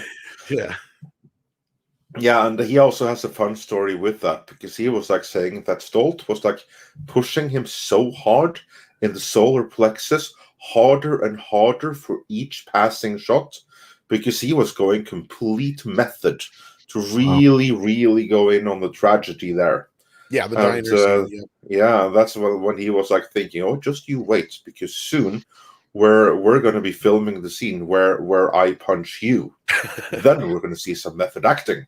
How much of that? Is Eric going over the top? Yeah. Yeah.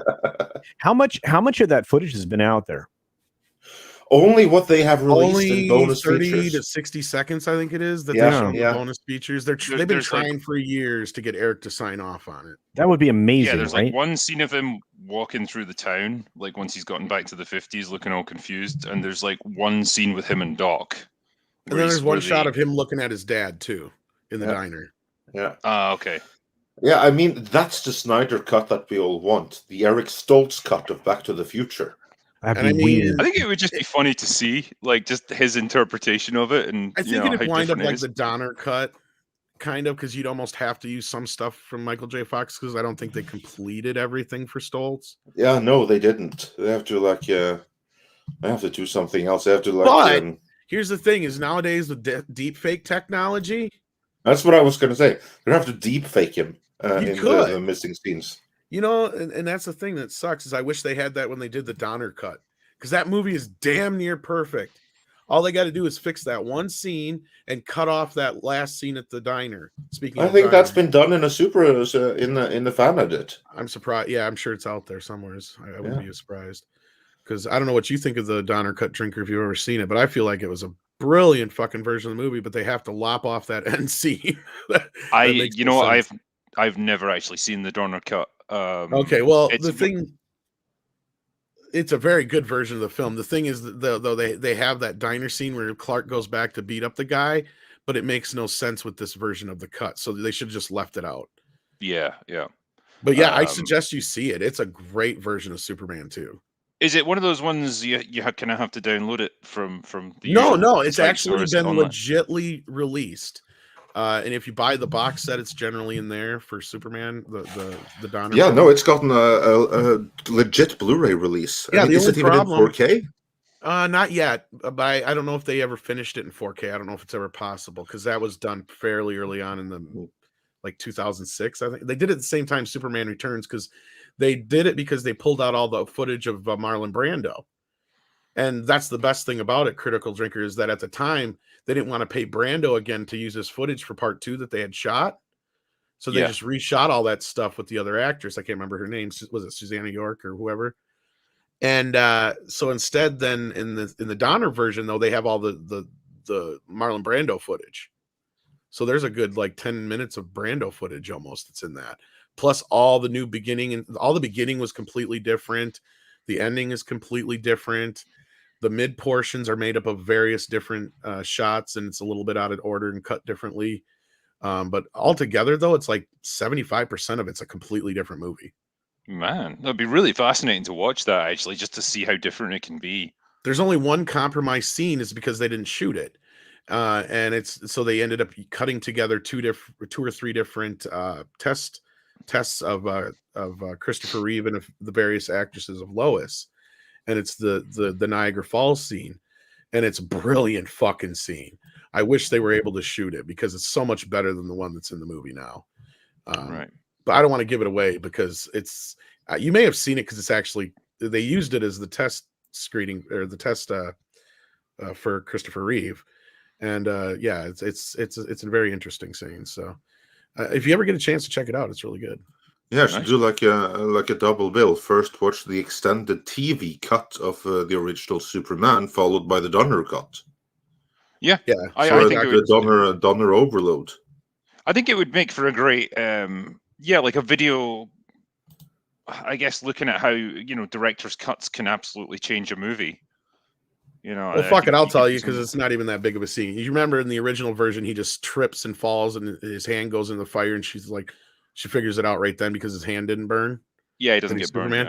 In this version, she's sitting there and she's getting out of the shower, and he's sitting there talking to her about, because in an earlier scene that's cut from the version that we know, she jumps out of a fucking window to try and prove to Clark that he's Superman. It doesn't work out so well for her, but he manages to make it to where she doesn't catch him. But this time she pulls a fucking gun on him. Right. Okay.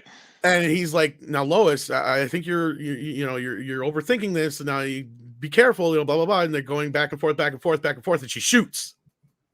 And he just stops and stands up. He's like, "You realize, Lois, if Clark wasn't Superman, he'd be dead right now." And she goes, "With a blank?" She's like, "Gotcha." Yeah, that's a It's good scene, perfect actually. Lois scene. I like that. It's so much better than the stupid one we got. Yeah. Anyway, moving on from that. That I do recommend you seeing that. Yeah. No, sounds good. Yeah, absolutely. So I'm just gonna catch up on some super chats here before we move on. So Tom, then you can prepare the next topic while I go over these missing super chats. I forgot what the next topic even was. Yeah, that was my cue to find a new topic. Oh, and by the way, I don't know if you saw my message. Kit Kat had sent us a members message. I don't know if you can get to those from your end of things, but it's long. I have no idea how I would do that, but they might be in the super chats or they might be in the members area. Okay, I will check that out right away. Yeah. YouTube hasn't been very good at sharing that information if they've implemented such new features, which is pretty rude of them. But hey ho, that's how they roll, isn't it? But let's do a quick check for that right away. I'm going to check the member section here. See if there's some member comments that stand out here somewhere. Oh yeah, here we have recent comments by members. Well, awesome. That was new. Yeah. Yeah. So what that is actually a feature for our members. So we got to pay attention to that, by the way. Yeah, but the most recent one is from 12 hours ago. Well, she said she sent one, so I don't know if it was yesterday or today. But let me know, Kit Kat, if it's supposedly newer, because then we'll see what we can do for that. It might be in another area if it's. This is the thing that we couldn't get up in StreamYards, wasn't it? Yes, that's the free super chats for the members. They get, I think, one a month or one a week. I can't remember what it is. It might be one a week or one per stream, one per live. Is it? Is it? Yeah. Okay. So we'll have to pay more attention to that. And we apologize to those guys. We are just learning of this. YouTube did a piss poor job of letting us know about this. Yeah, because they did no job letting us know about this. Yeah, I was having some trouble with it because people were saying you're missing my comments, and I'm like, okay, so then I run the chat on the side because I'll miss people who are members, and I've got a few of them now, so it's like, oh, I missed the chat. So I normally do, and I freaking forgot this morning. Yeah. So I got one here that I can bring up from John Williams anyway. So they had to have sent some today. The rest of you have our apologies, but this is a feature that YouTube hasn't let us know how it's working. John Williams sent us a virtual beer to the panel and wrenches. Cheers. P.S. Hit the like button. Thank you for that, John. Sorry we didn't see that right away. Carrie's also sent us a koala. Mm-hmm. Thank you for that. And then Willie says, Andre, isn't it more expensive to drop a film everywhere same day?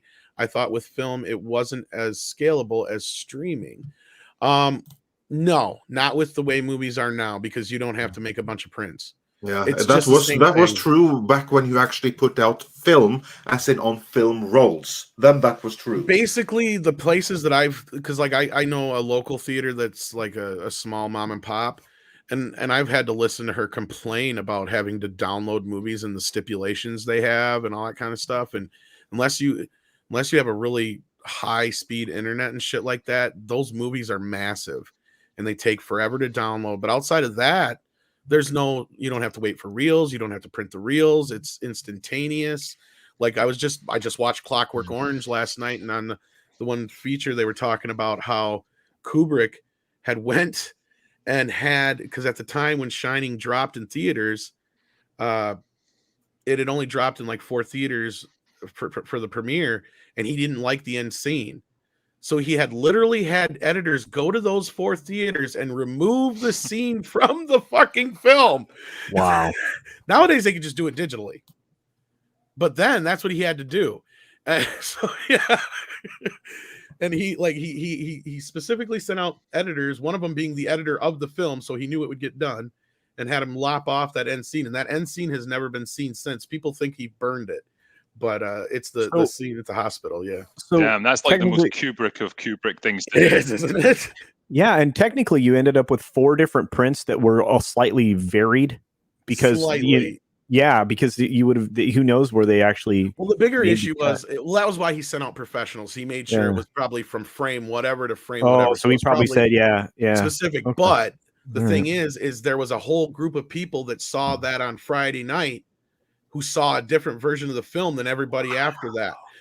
So now it's one of those most notorious deleted scenes that for years people thought was a myth until some images actually surfaced, because Kubrick notoriously, unless they're in a safe somewhere that nobody knows about, burned everything he didn't use. And I mean everything. He did not want any of his deleted scenes ever getting out.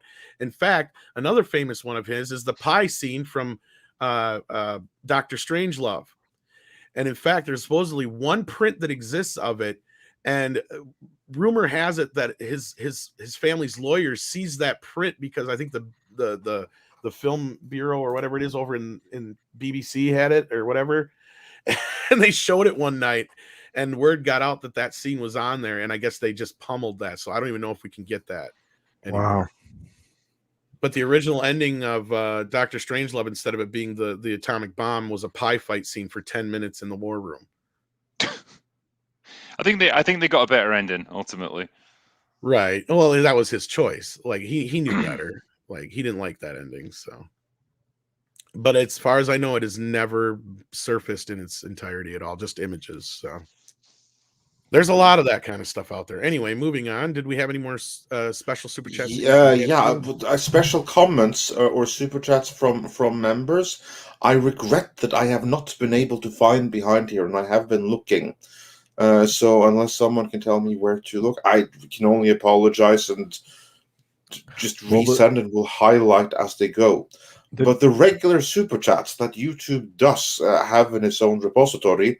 There we have Boar Legion, who says for $10, I heard a long time ago that movies are released overseas first now is because tickets are more expensive there and Hollywood could see a better return faster. Hail Midnight's Edge, hail Drinker. I think there's more to it than that. There's only some places where movie tickets are more expensive than the US. I think it's a part of it is due to marketing as well. It depends on the distribution deal too. Yeah, and I was also going to say movies, the distribution deals abroad are quite different from America, aren't they? Yeah, like the percentages are way off. Yeah, so It all generally depends, it's not yeah. more profitable for them to have like the international release first, but what could be beneficial is, as we saw with the Avengers, because this was one of the things where that really started. That movie was released in most countries in Europe and select other territories 1 week before the US. And in that 1 week, American audiences were flooded with Twitter reactions of how this was the best superhero movie ever, which helped drive Americans into a frenzy and which made that movie an absolute hit. Because then you already had positive word of mouth surrounding a movie in an era where social media really started to show how important it was for a movie's marketing, and how word of mouth can help really drive that opening weekend box office. And the best way to make sure you get a great box office in the US is to have like hype and word of mouth from abroad. So that's one thing. Now, in the case of Dune, I still don't know what the hell they're thinking, because 5 weeks difference. And by the time Dune is coming out in the US, many people that would have been super excited to see it 1 week later will have simply stopped caring. I truly think it's contractual on top of the piracy thing. I think it's the two things combined. Because otherwise, why would you? That makes no sense. I think Legendary, this is the deal they made with Warner, is that they got to release it at least 45 to 30 days earlier in some territories. Yeah. And then Enoch Man says for $5, The Last Boy Scout was originally a dumpster fire. Then they heavily reshot and re-edited, and now it's one of the greatest buddy films ever. I did not know that. Sometimes it works. And Peter D says for £5 in the UK, No Time to Die has the highest advanced bookings since Avengers Endgame. Well, maybe this 90 million thing isn't far off. Yeah, that's promising. Good thing they didn't sell it then. I mean, Bond movies in the UK always do well. Like, obviously, this is the home of Bond, and like, there's always going to be a lot of enthusiasm for a new one, no matter what.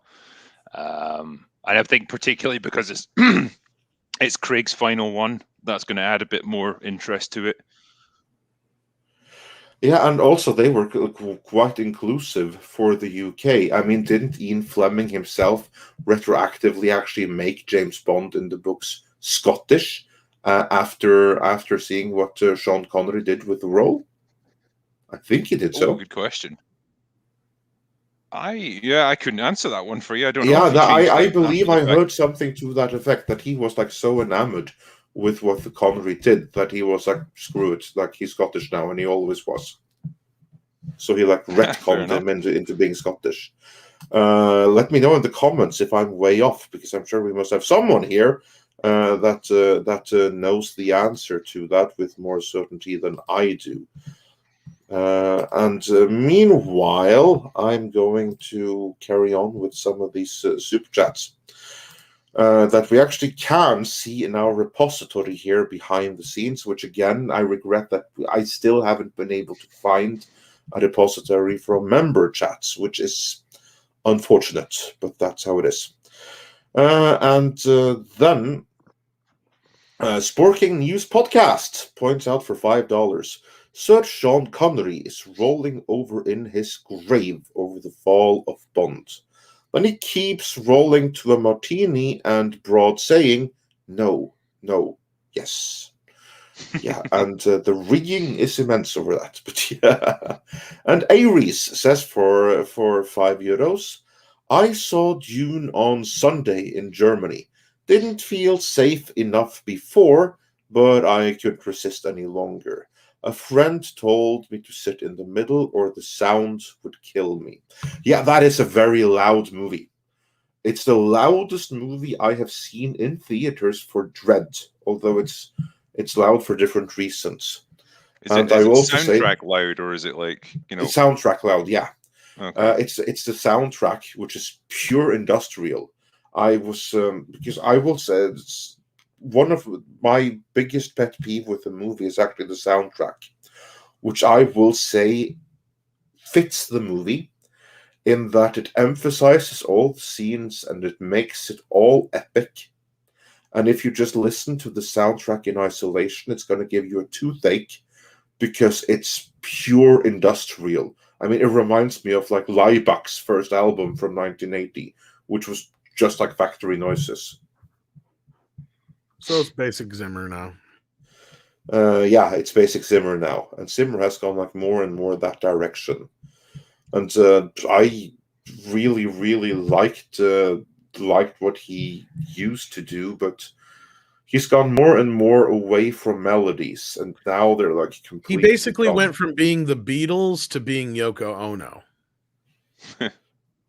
Yeah, well, it does fit the movie though, but it's just industrial noise. Yeah. And yeah, I know there's some people that try to pretend that there's melodies in there. No, you have like 3 notes. I saw a review. Did I send you that, Andre? Somebody had reviewed the soundtrack, and that was the first thing they said, that there's not a single fucking melody in the whole thing. It's unlistenable.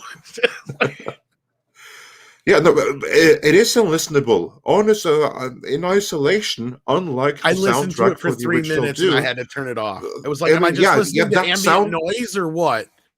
It's not even ambient. It's industrial. It's industrial noise. It was just a bunch of... And then you finally got some ka-chunks or something in there. It was just like, there's nothing to it. It's like I can't formulate anything out of it.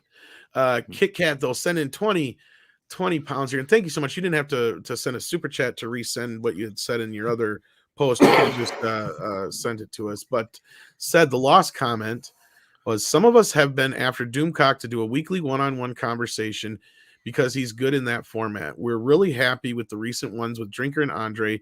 We want more of these. Well, hopefully Doomcock can work that in his schedule. I know he's dealing with a lot of stuff in his personal life right now. And I know, like Andre, I can speak for his schedule at least a little bit. It's we stretch Andre as thin as we can at this moment in time. That's another reason why we've been so slow on the videos, is we've just been so busy.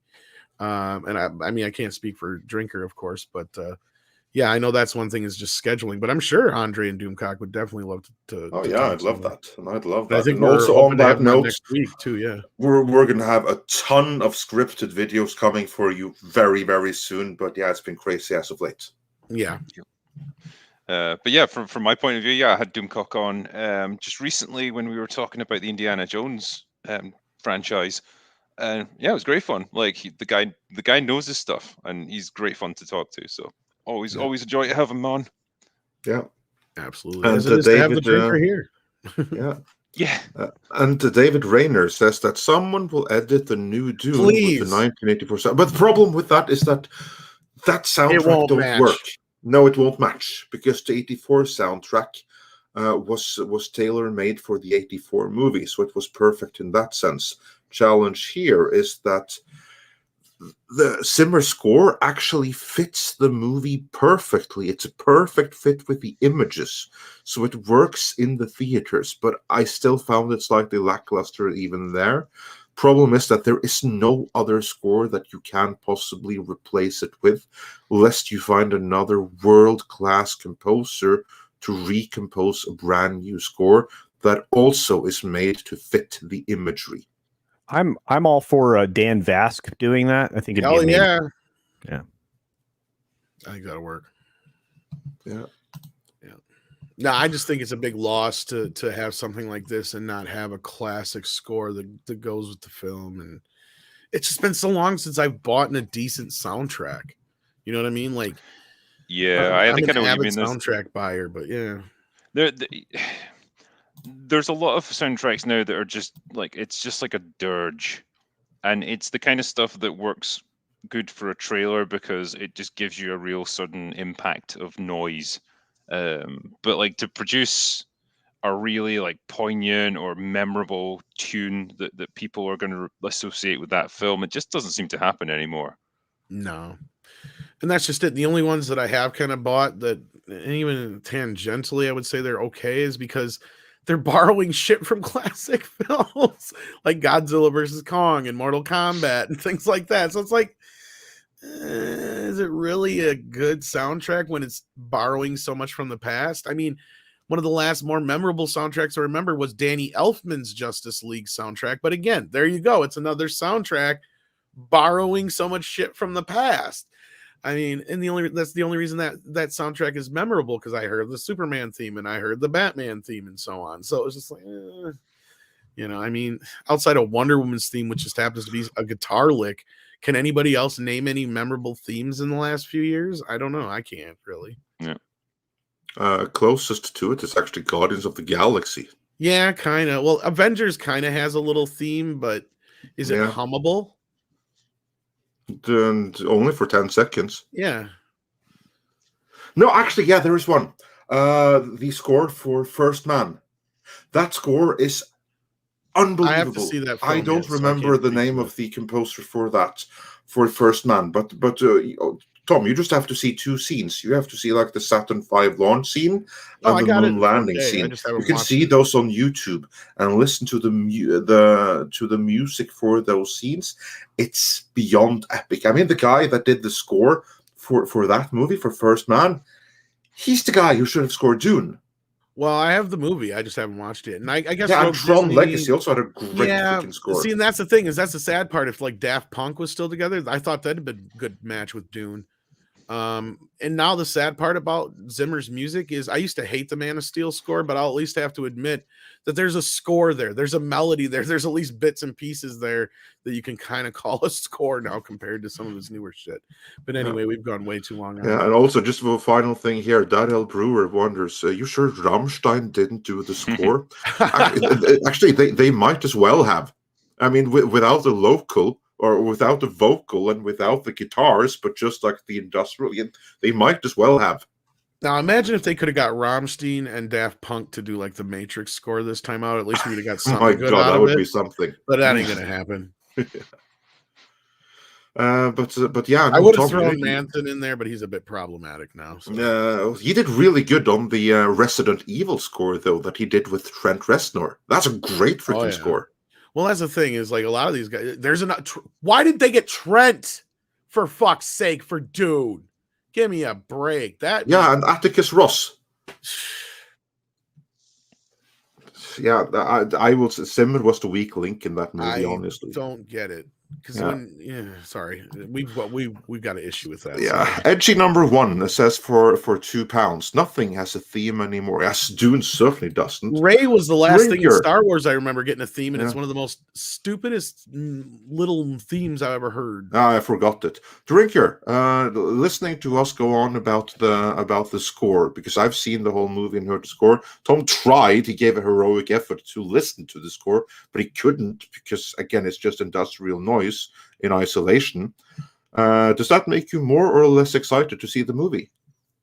I mean, a little bit less. Like, I don't obsess over soundtracks, but like, yeah, like the correct music for a particular scene will absolutely enhance it. And so, if you're telling me that it's all kind of industrial and it's kind of unmemorable, it's just generic noise, it puts me off a little bit.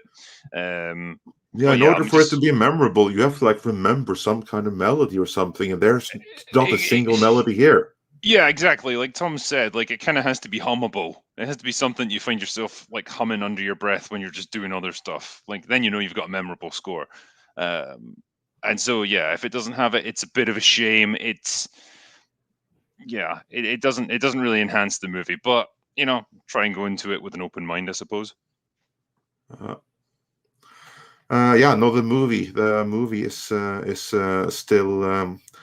still really good movie, and I enjoy it more and more that I think back on it. But I'm also more and more disappointed by the soundtrack because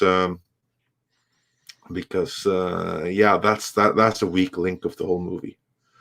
And Natasha points on an article here that Zimmer's Dune soundtrack is getting 3 albums. How the hell is that industrial noise getting 3 albums? I mean, it shouldn't even be getting 3 minutes. Just literally because it's Hans Zimmer. Yeah, it has to be. Because that's freaking ridiculous. I swear he just like records himself farting and then extends it and adds like just turn up the bass 500% and you're good to go. That's all it sounds like is it's like he's just like, that's my fart. So really he's capitalizing. There was more melody in that what you said right there than there is in the whole of the Dune soundtrack. Yeah. Capitalizing on gastric distress.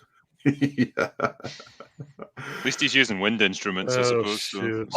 No.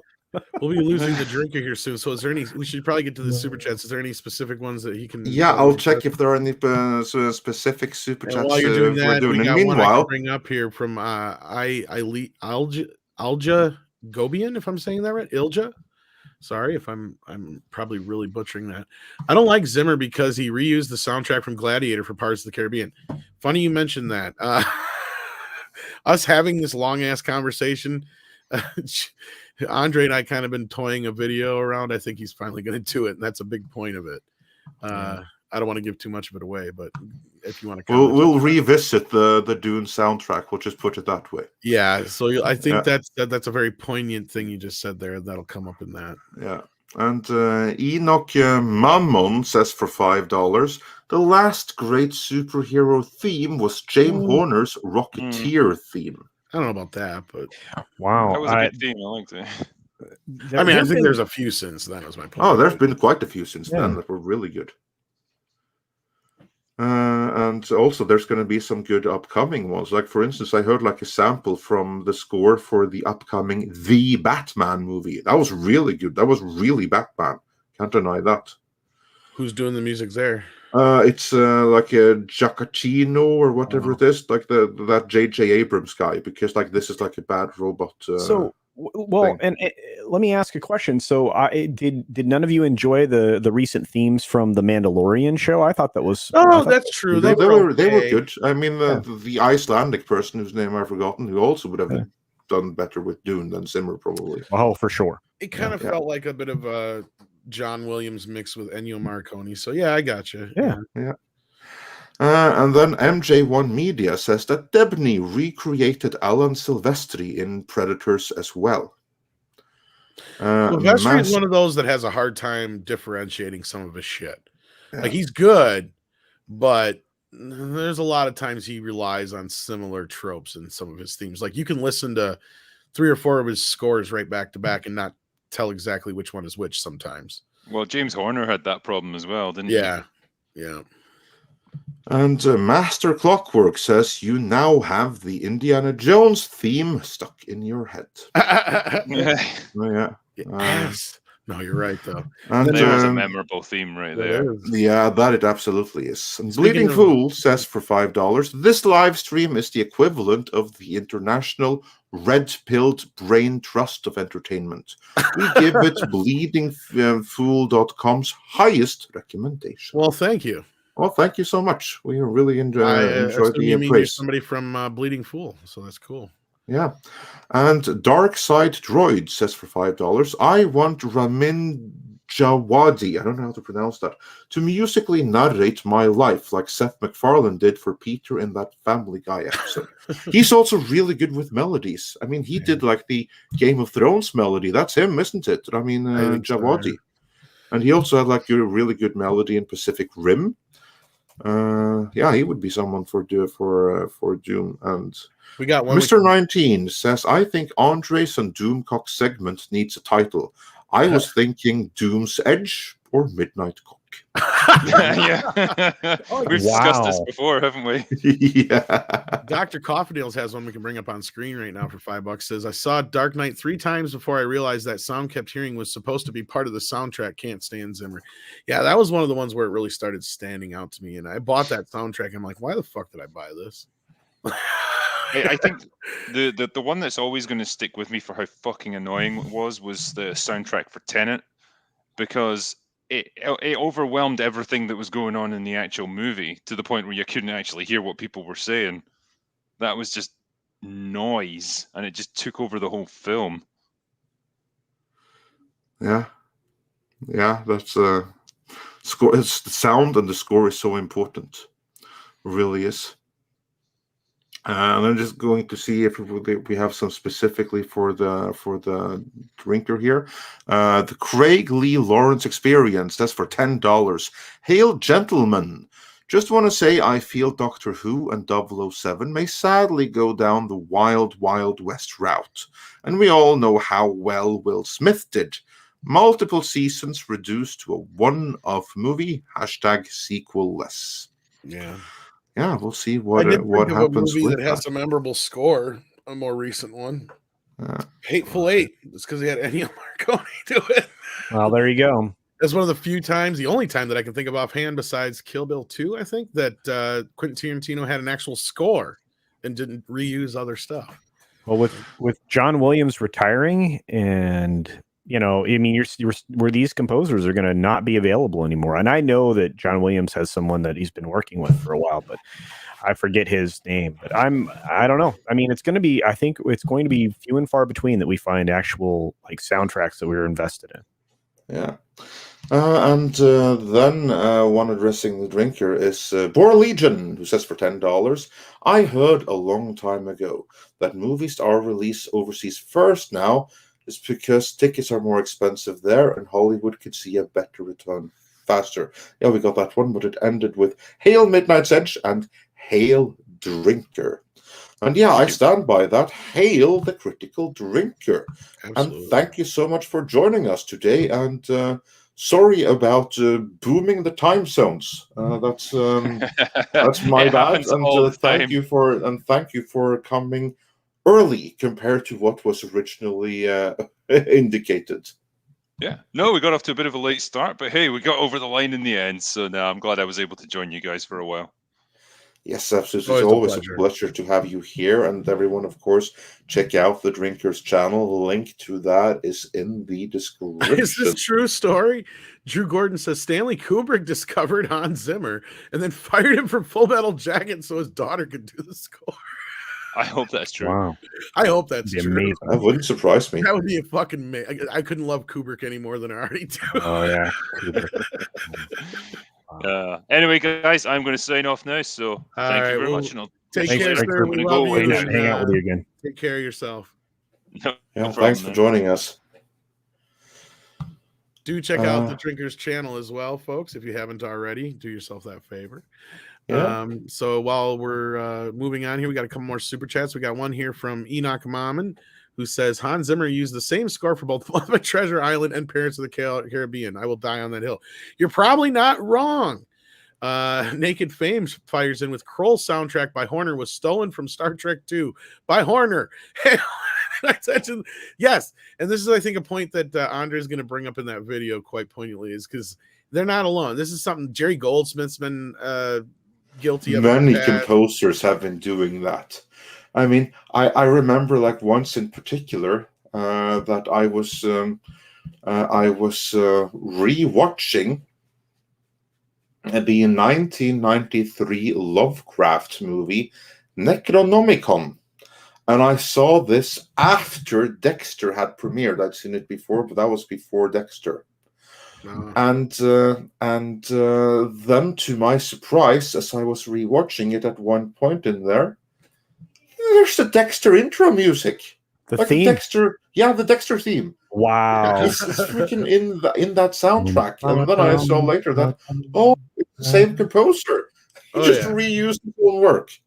Oh, yeah, that's not abnormal at all. That goes way, way back to the origin of sound. Like, they've been reusing music over and over and over again like that since the beginning.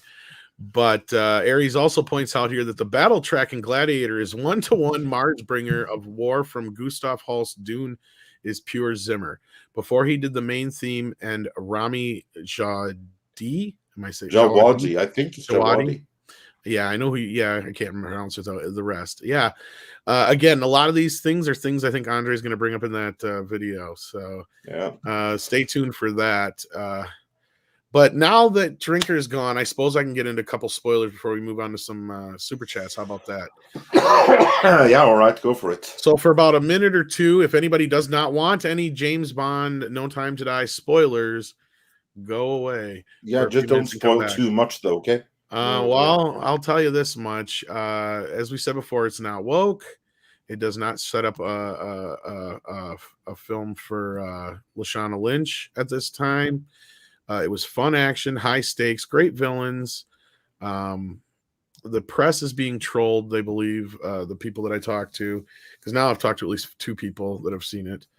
And basically, she gets schooled by Bond. Wow. So a lot of that is being kind of misrepresented, it looks like, in the press. Of course, there is the James Bond will return thing at the end, but he does die. It is a good death, though, according to this individual. And it basically, from the way I'm gathering it, is it kind of encapsulates these Craig films into one little thing, while also somebody was explaining to me how the first 2 films were like prequels to the other movies, and these ones kind of wrapping it all up and and you can kind of have all the other movies in there. But yeah, so that's it. That's what I was told. So, but it was good. The person also said it was their favorite Craig film. So there you go. Do they allude at all to the bad father trope daughter thing, or no? I didn't ask about that. No. I forgot to ask about that. I wonder if the daughter thing was all deleted or not, or reshot. I didn't ask about that. I forgot to. But yeah, so there you go. I don't want to go any further because I think people are coming back. But and actually, someone who will be seeing the movie very, very soon is Terje Tiberius Mørk, my countryman and friend of Robert Meyer Burnett. Says for 20 Norwegian krona, seeing No Time to Die in IMAX Friday morning. Excited. Maybe I'll be seeing you then, because I was thinking of going to that very screening myself. Let's see if there were some other super chats that we missed in here. I think there were some. Just checking here. I believe Script Doctor's at work since he hasn't been able to join us. Yeah. But this is a bit that just come across the transom that he might find interesting. That age-old Gladiator 2 script, I don't know if they're using it, but it's supposed to be filming after his next film, according to Ridley Scott. If anybody knows about this thing, it's one of the most famously batshit crazy bad fucking scripts that have ever been around in Hollywood. So I tagged him in that on Twitter. Hopefully he can respond to that at least.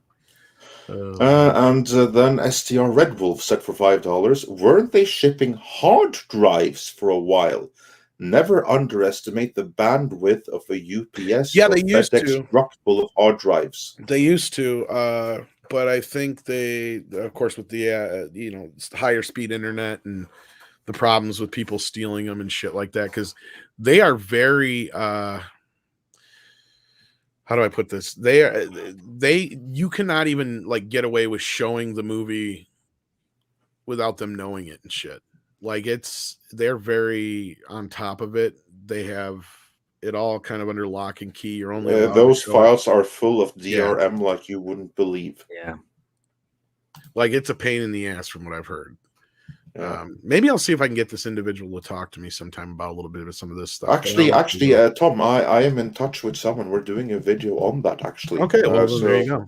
Yeah, so on like the contrast between digital projection and film projection. I hate digital projection. So does this individual. They may be able to shed some light on exactly how this process is done. So yeah. And then Script Doctor said it's so ridiculous. He read the article earlier.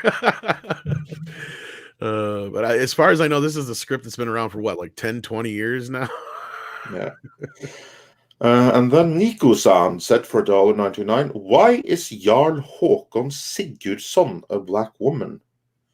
And then I wonder, where is Jarl Håkon Sigurdsson a black woman? Is that like one of like recent games or something? One of those things that are not on the Sega Mega Drive? That, or is it like a show or a movie? I have, like Nico-san, you have to elaborate, because I have literally no clue where Jarl Håkon Sigurdsson is a black woman. Or Earl Håkon Sigurdsson, I should say, because the Jarl is an Earl. Wait for the chat to catch up with us while you move on to the next super chat.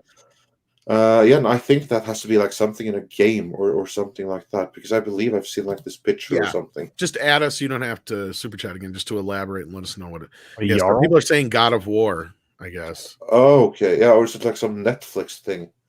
The Netflix series or something like that.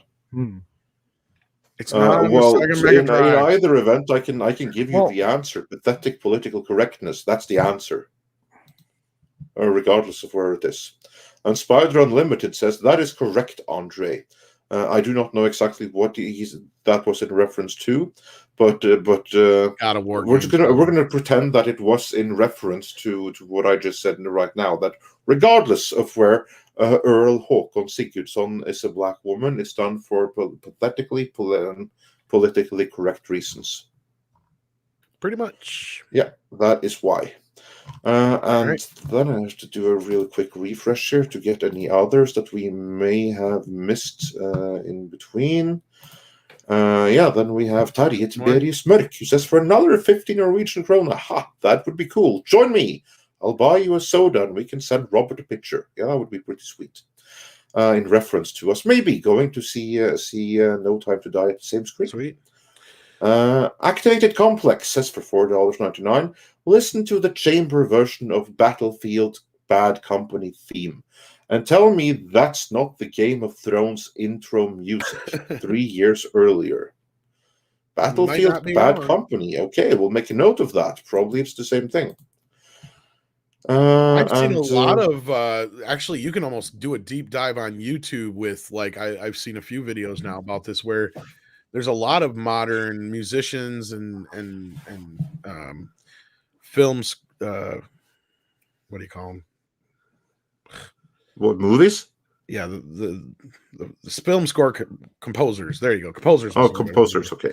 That have basically been accused of stealing shit from classic video games and stuff. Like there's a whole bunch of videos out there where they do comparisons and some of them are pretty spot on. Like it's like it's a little close. You're talking games that were like 20 years ago, and then you got a movie more recently kind of with a similar theme or a TV show and stuff like that. So you can probably entertain yourself for a couple hours doing a deep dive on that on YouTube. But as I said, stay tuned. I'm sure we'll have a little something on that soon. Yeah. Then we have Terje Tiberius Mørk, again, who said for 50 Norwegian krona more. James Horner reuses himself all the time. Humanoids from the Deep has score cues used later in Wrath of Khan. Same with Wolfen. He isn't very original. Yeah, that may be. And Mecha J says Hans Zimmer is officially overrated. Yeah, hard to disagree with that. And Enoch Mammon said, I think we got this. Hans Zimmer used the same score for both Muppet Treasure Island and Pirates of the Caribbean. Yeah. I will die on this hill. Yeah, apart from the fact that I don't think that he did the score for Pirates of the Caribbean. Was that Zimmer? Yeah, it was him. It was? Yeah, it was one of the last times he actually did a score that wasn't just wow, wow, wow, wow. Yeah, because like the Pirates of the Caribbean theme is pretty awesome, so he can when he wants to. But I think that's not the first time I heard that it sounded like something he stole, or if he did the music for Pirates, Muppet Treasure Island, I wouldn't be surprised if he reused it. Some of those Muppets movies have really good music, though. Well, it was Disney, and it was a few years before it, so I wouldn't be surprised in the very, very least. Yeah, no, exactly. Easy for And everybody to with get that, yeah. We had another one come in right now from Night King, who says, I mean, Hans Zimmer just rips off his own music, and his students do the same thing. All these guys Zimmer has taught steal from him.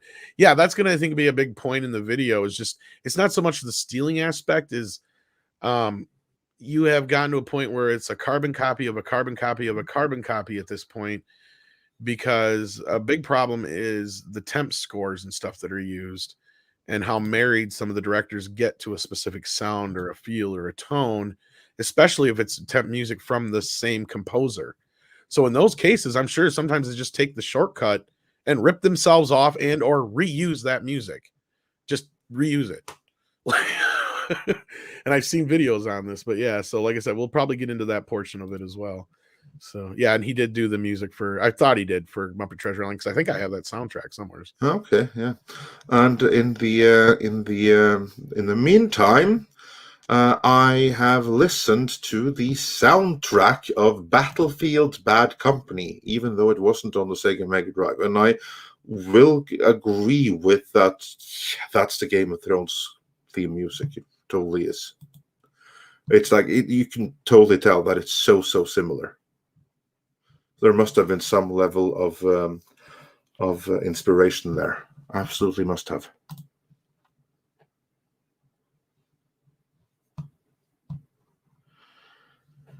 And with that, I believe we're caught up, unless Tom disagrees. I was going to say, double check in the front end of things just to make sure we got everything. But so if anybody thinks we missed any of their chats, just let us know. Yeah, and that includes member chats that we unfortunately don't have a repository for. And that is something they definitely need to fix, especially on the YouTube side of things, it sounds like, as well. Oh yeah, I went looking for like 5 minutes during the stream, and nowhere on YouTube Studio do those member chats exist. And as Six points out here, if you are a soundtrack fan, do yourself a favor and check out Mead Radio. I do throw a lot of soundtrack music around there. That's kind of what it's all about. So check us out sometime. A little radio station that just kind of hides on YouTube. And Warwolf says that we missed an earlier super chat from someone called Terje. I don't think so. I think we got every single one from Terje. Double check. If Terje disagrees, but I'll double check and see if there are none. And DJ Kale says he subscribed. So yeah, awesome. And then while I check, Tom, you can do the one that just came in. Sure can. Night King says with $4.99, thank you so much. Also check out the track extraction point from MW2. Came out the same year as The Dark Knight, and there are beats that sound exactly the same. MW2 would be MW2. Someone in the chat, help me, Rhonda. What's MW2? It's not ringing any bells. It's not on the Sega Mega Drive. No, I would have known. Yeah, Modern Warfare. Okay. Thank you. There you go. So I'm excused for not knowing. Yeah. No, I'm not into I'm not a big gamer myself. We got 100 people now. Thank you so much, guys. We appreciate it. And Well, that's speaking beauty. of- Like we're too much boomers to know like modern gaming, but our audience somewhere down the line, when we get into of course, with gaming, we will make sure that other people handle that, and at least. And yeah, and we got everything from Tarja. Speaking of modern so, yeah. gamers, one of our buddies and my co-host over at Midnight's Edge After Dark, and sometimes joins us here. Jesse is also a gamer, so check out his channel. He does a lot of modern gaming, and so does Culture as well. So do check out their channels on that. If you're a modern gamer and you like to watch people play modern games and stuff. Brett Cohen says classic Phantom Menace here has a show for the score or classic FM, just the radio. I thought you meant Phantom Menace for a minute. Yeah, I don't think that. Yeah, Classic FM here has a show for the scores of gaming music. Great show, which the presenters will often say is mimicked in other scores of movies. Well, that's pretty cool that you got that in your. That's the great thing about like,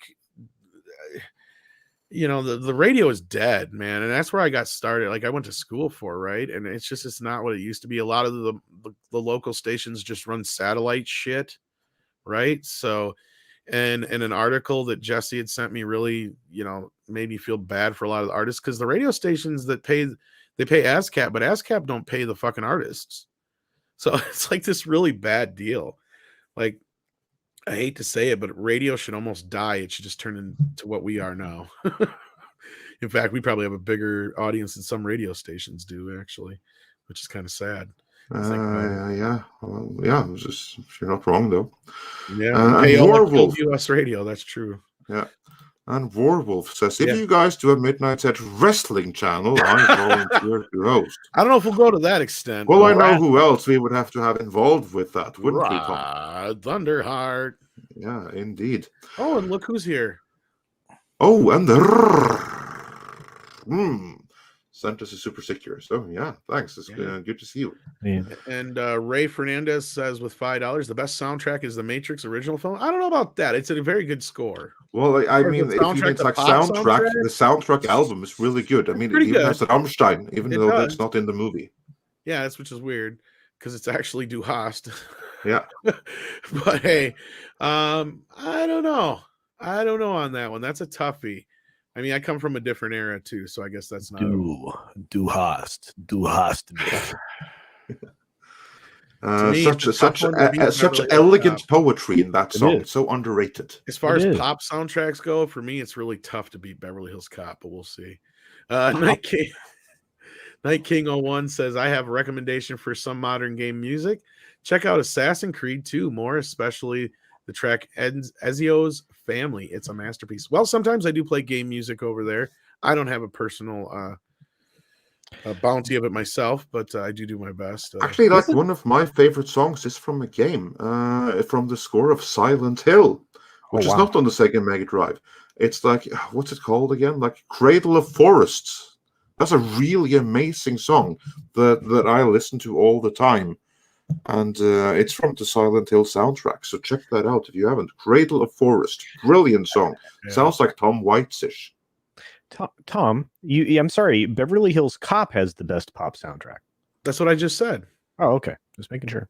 That's what I said. Yeah. Best pop soundtrack. Oh. If we're going by score, then we're John Williams Superman. That's my opinion. Yeah. Oh, come on, man. Star Wars. I like Star Wars, but Superman... Donner's right. It fucking sings the word Superman in the music.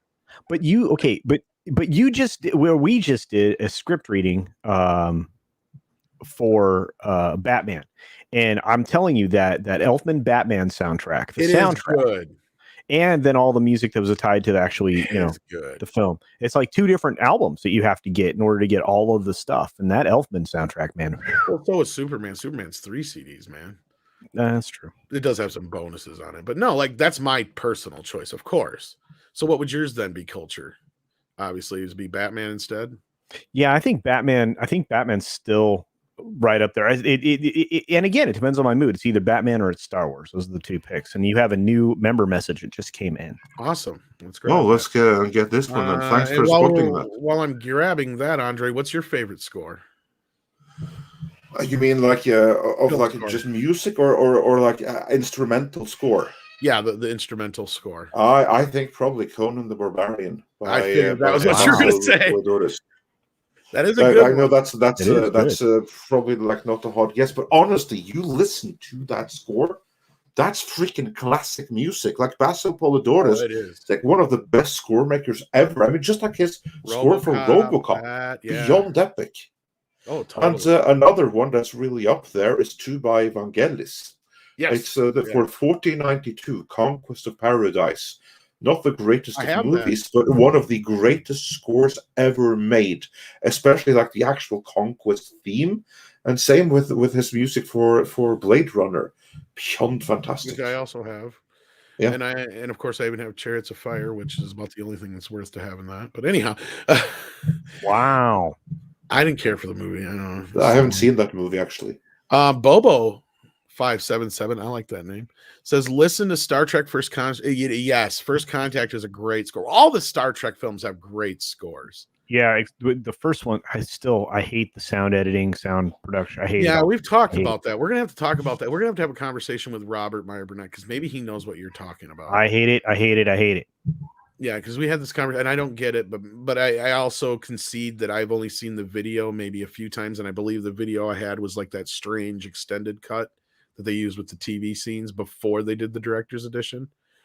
Master Clockwork, you're not wrong here. He's going to toss out Purple Rain soundtrack, but I'm going to put a caveat to that. It's a soundtrack, but should it really count? Because then you could start counting like Elvis's soundtrack albums and shit. Yeah, or like The Wall. Or The Wall. Well, The Wall actually was an album first, but yeah, exactly. Like it turned into a soundtrack technically. But I have to add two more to the list, and we mentioned one of them, Tron Legacy. Yeah, I mean, that whole thing is a music video, and it's amazing. And another one, less obvious, but Dread. The score for Dread. It's so fantastic. It's like so really rises your pulse. Heavy beat, heavy rhythm, really, really awesome. And again, as I mentioned before, the score for First Man. Tom, you have to see First Man, and you have to listen to that score in context. And I think in context, that Apollo 5 launch sequence and the moon landing, my God, it's some of the best combinations of picture and atmosphere and score ever put together. I've been wanting to see it. Like I said, I got it on 4K. But as those who listen to Mead Radio, my soundtrack collection probably is the only thing I have that almost rivals my Blu-ray collection. So, but yeah, Purple Rain is a great fucking soundtrack, but I think that has an asterisk next to it in a way. Sean Carter says had a chance to see John Williams at the Hollywood Bowl, and Tom is right. I think he's trying to say Superman theme is awe-inspiring, especially live. Did you just see him recently? Because I think he just did one recently, didn't he? If not, that's awesome though. Either way, because I've heard he puts on a hell of a show. And I mean, I love Star Wars. Don't get me wrong, and I even love Indiana. I love almost every John Williams score. But to me, for just hands down, pound for pound, just Superman for some reason. Because even though Primer says this here, Indiana Jones is one of the best scores ever. Hell yeah, I agree. But to me, just Superman with all the themes it has and the way it captures. It's just synonymous with the character now. Like to me, that's one thing I felt was missing from Man of Steel was just that Superman theme. Even if you just stole that. And then Daniel D just sent in $5, didn't say anything, but just sent in a donation. Thank you so much for that. And I think with that, we are caught up. Was there anything else, Andre, we had to address in the chat? Am I here by myself? Hello? Did I phase out?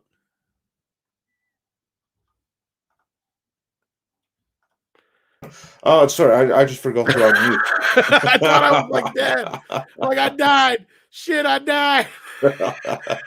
No. You didn't phase out. It was just my bad. Warwolf points out that new super chat just came in. Ready Player 3 says, I'm going to add How to Train Your Dragon as the best score in recent years. I do agree with Tom on Superman. Best ever. It's hard to beat, isn't it? Yeah, and then we also have Master Clockwork, who says, "Oh, if we're just talking score, hands down, Jurassic Park That's a great is one. my favorite." Yeah, that one is up there. Another John Williams. Night King. That's a hard one to argue. That's the highest selling Saturday soundtrack. Night of all Fever. time. That is One the of highest best selling soundtracks. one. Yeah. Or maybe Titanic beat it now. Did it beat? Do you know that or not? I can't remember culture. I can't remember either, but Titanic was close. I remember I it. think That it thing did. sold like crazy. I think it might have. But yeah, I remember reading this article at one time that said that chances are, this was before records came back into the norm. It was like talking about the top 5 record albums you probably have stored in your attic, and it was like Meatloaf, Bat Out of Hell, Michael Jackson, Thriller, Purple Rain, The Wall, and Saturday Night Fever. Or not The Wall, Dark Side of the Moon, I meant. Anyway, Daniel D said, I like The Man from Snowy River music. Oh, that's a movie I haven't thought about in many years. Wow, that's an old Disney movie. My mom loved those movies. Man, I haven't seen those in years. Have they even re-released those ever? I have not seen them, so I don't think they have. Even heard of it, to be honest. They're like a Western. They Yeah, were. it sounds like it. Yeah, they weren't a kids kind of movie or anything like that. But they were Disney produced though. But my mom just adored the hell out of those movies. There was 2 of them. I think the first one went to theaters. I don't know about the second one, but yeah. We got this one from Ready Player 3 already. We did, yep. And we got this one, and this one is one we got as well. We got all of them. With Clockwork in the name, I do got to say Clockwork Orange's score is amazing as well. Since I watched that last night, I actually have the top 10 selling. I actually have the top 10 selling soundtrack pulled up. Yeah, it says awesome. Number 1, believe it or not, isn't either of the films we mentioned. It's The Bodyguard with Whitney Houston. I forgot all about that. Oh, this does not surprise me. I will always love you. Yeah, I forgot all about it. This number 2, Saturday Night Fever. Yeah, that's what I thought. Okay. Number 3, Purple Rain. Yep. Number 4, Forrest Gump. Yeah, and that was brought up earlier too. Somebody, and that was the members' question actually. E. Clay Thomas said Forrest Gump has the best soundtrack. You're not wrong on that, E. Clay Thomas. According to this list, it's pretty high up there, but it's a lot of old songs, so I don't know if you can count that. It's all old songs. Yeah, Dirty Dancing is number 5. Not surprised. Titanic comes in number.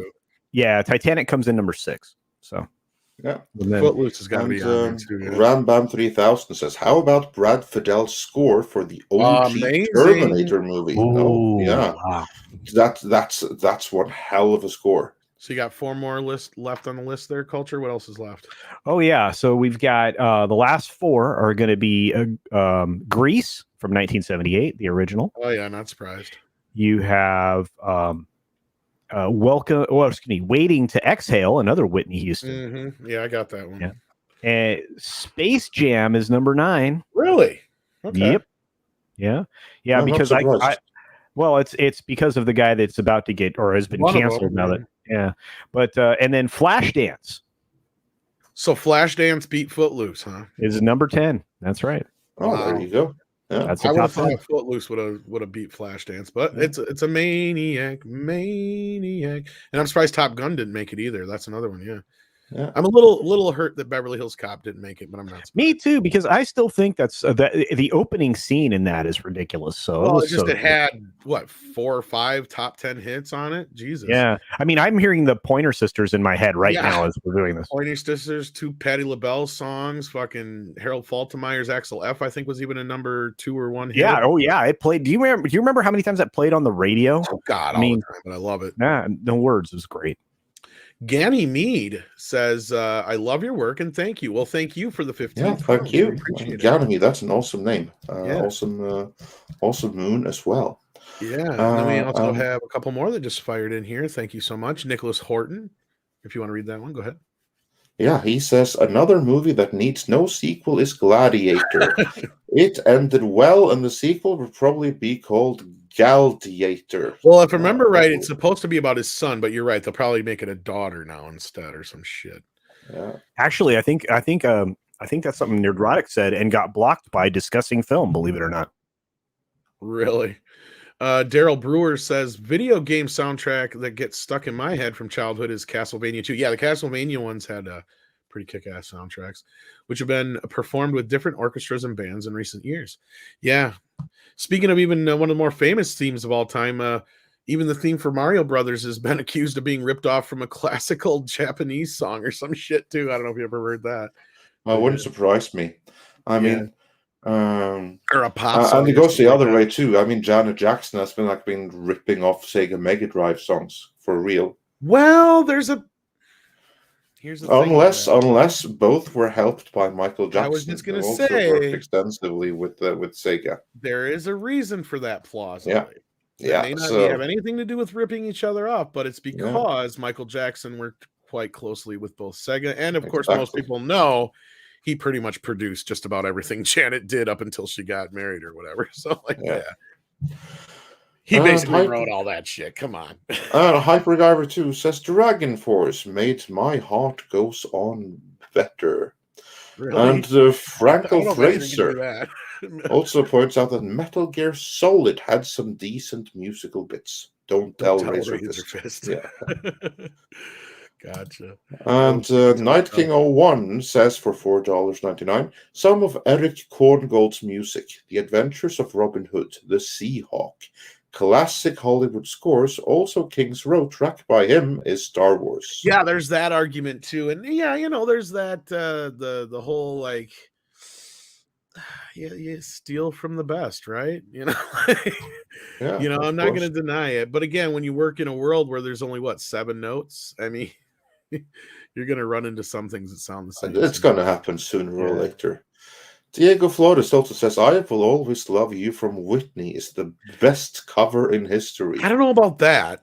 But it's certainly up there. It is up there, though. Yes. Here's the thing. I love Whitney's version, but Dolly's will actually give me goosebumps, and if I'm in the right kind of mood, can actually give me in the feels and make my eyeballs sweat. So, I don't know. Whitney's is good, but it just doesn't have the same depth to it as far as like the feeling. Like, yeah, she clearly has a much wider range musically, but anyway, I don't know if you guys get what I'm saying, but clearly when Dolly sings it, she puts meaning into it because it actually has meaning behind it. Yeah. And Sklavko says it's going to be called Gladiator. Yeah, there's more meanings to that. He's going to be fabulous. D. Bud Martin says, best mock 50s music, the Idolmaker soundtrack, directed by Mr. Taylor Hackford. Oh, and everybody sub to Mead Radio. It's fantastic with a little bat Tom and a smiley guy with Santa glasses. Thank you for that. And it's really difficult when you're doing a time period piece to really make the music sound good and like period, right? So I think that's why Tarantino does a lot of like, he just takes old soundtracks and doesn't have because I mean, it's like this whole thing with the temp music. He knows exactly what kind of music he wants. So instead of like having a score, he just uses the temp music, which is the music that he already knows fits the scene perfectly. Partially because he wrote the scene to fit that song.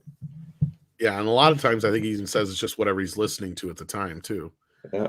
So, and then like one of the more famous songs, I'll try and keep this brief because I know we're wrapping up, but the woo-hoo-hoo song in Kill Bill was a last minute addition because he happened to be, when they were filming in Japan, I think it was, he was in a record store and he heard it over the record, over the speakers, I mean.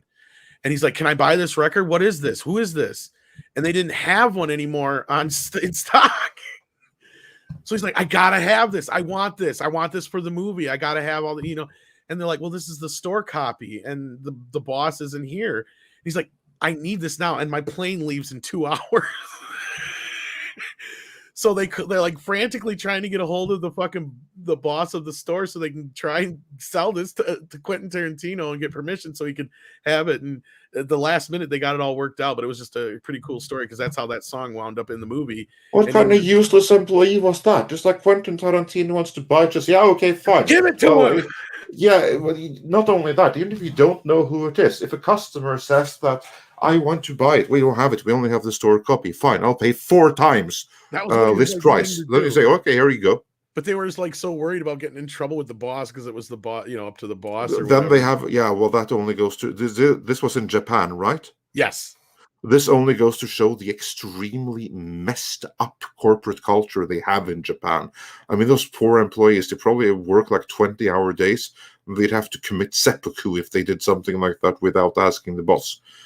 But still, that's completely messed up. Like, just charge him extra and give him the CD. That's what you do in the rest of the world. Anyway, it still has a happy ending because he made the 5, 6, 7, 8s world famous. So there you go. So it all works. And he even put them in the movie. So Six says, subscribe to Mead Radio. Thank you so much for that, Six, for the $5. Tom has a Hamilton soundtrack. Yes, thanks to you. So come by and request one of the tracks. Yes. Yeah. I do have that, even though I've never actually watched it. Jesus Davila also sends in $5. Thank you so much. Says, Halo, the video game franchise, has some very good music, at least from my childhood. Yeah, I've heard that. I haven't played a lot of Halo. I've only played it like once or twice. Yeah. And to those pointing out that it's Japan, not China. Well, do you know how they work in Japan, like in finance and stuff like that? How many like die before they reach age 30? And yeah, that's Japan, not China. So yeah. And Naked Fame says, imagine Quentin Tarantino screaming at some 17-year-old Japanese kid, I need this record now, kids pissing pants. Yeah. It's like, I just want to buy the CD from you. And Night King 01 says, I have to ask, have you guys ever seen John Borman's Excalibur? Great movie, and Zack Snyder literally ripped off the ending from this for BVS. I've seen it, but it's been so long that I have to rewatch it because I was so young when I did see it that I have no functional memory of it. I'm trying to remember. I'd have to rewatch it. It's been so many years, and I think this is one of the movies that Robert and I were discussing recently, where he was talking about needs to be remastered because it is the only version out there is just like a piss poor version, from my recollection. If not, I'll have to check it out and see if it has been cleaned up lately. But no, from my recollection, it was a good film. But the ending being ripped off. Again, we'd have to rewatch it. And if he did rip it off, then he did it piss poorly. Sorry, Zach, but yeah. And Diego, he's got my back here. Says in Japan they have a word for working to death called karoshi, and it happens really frequently. They have a really messed up working culture there. So yeah. Oh God, here we go. Kitty Bear the High Orc says with €5. Thank you so much. For a laugh, ask Tom to play Earthquake Love from Arnold Schwarzenegger on Mead Radio. I have played it many times for you, Kitty Bear, but I'm not so sure if Andre's ever heard Earthquake Love.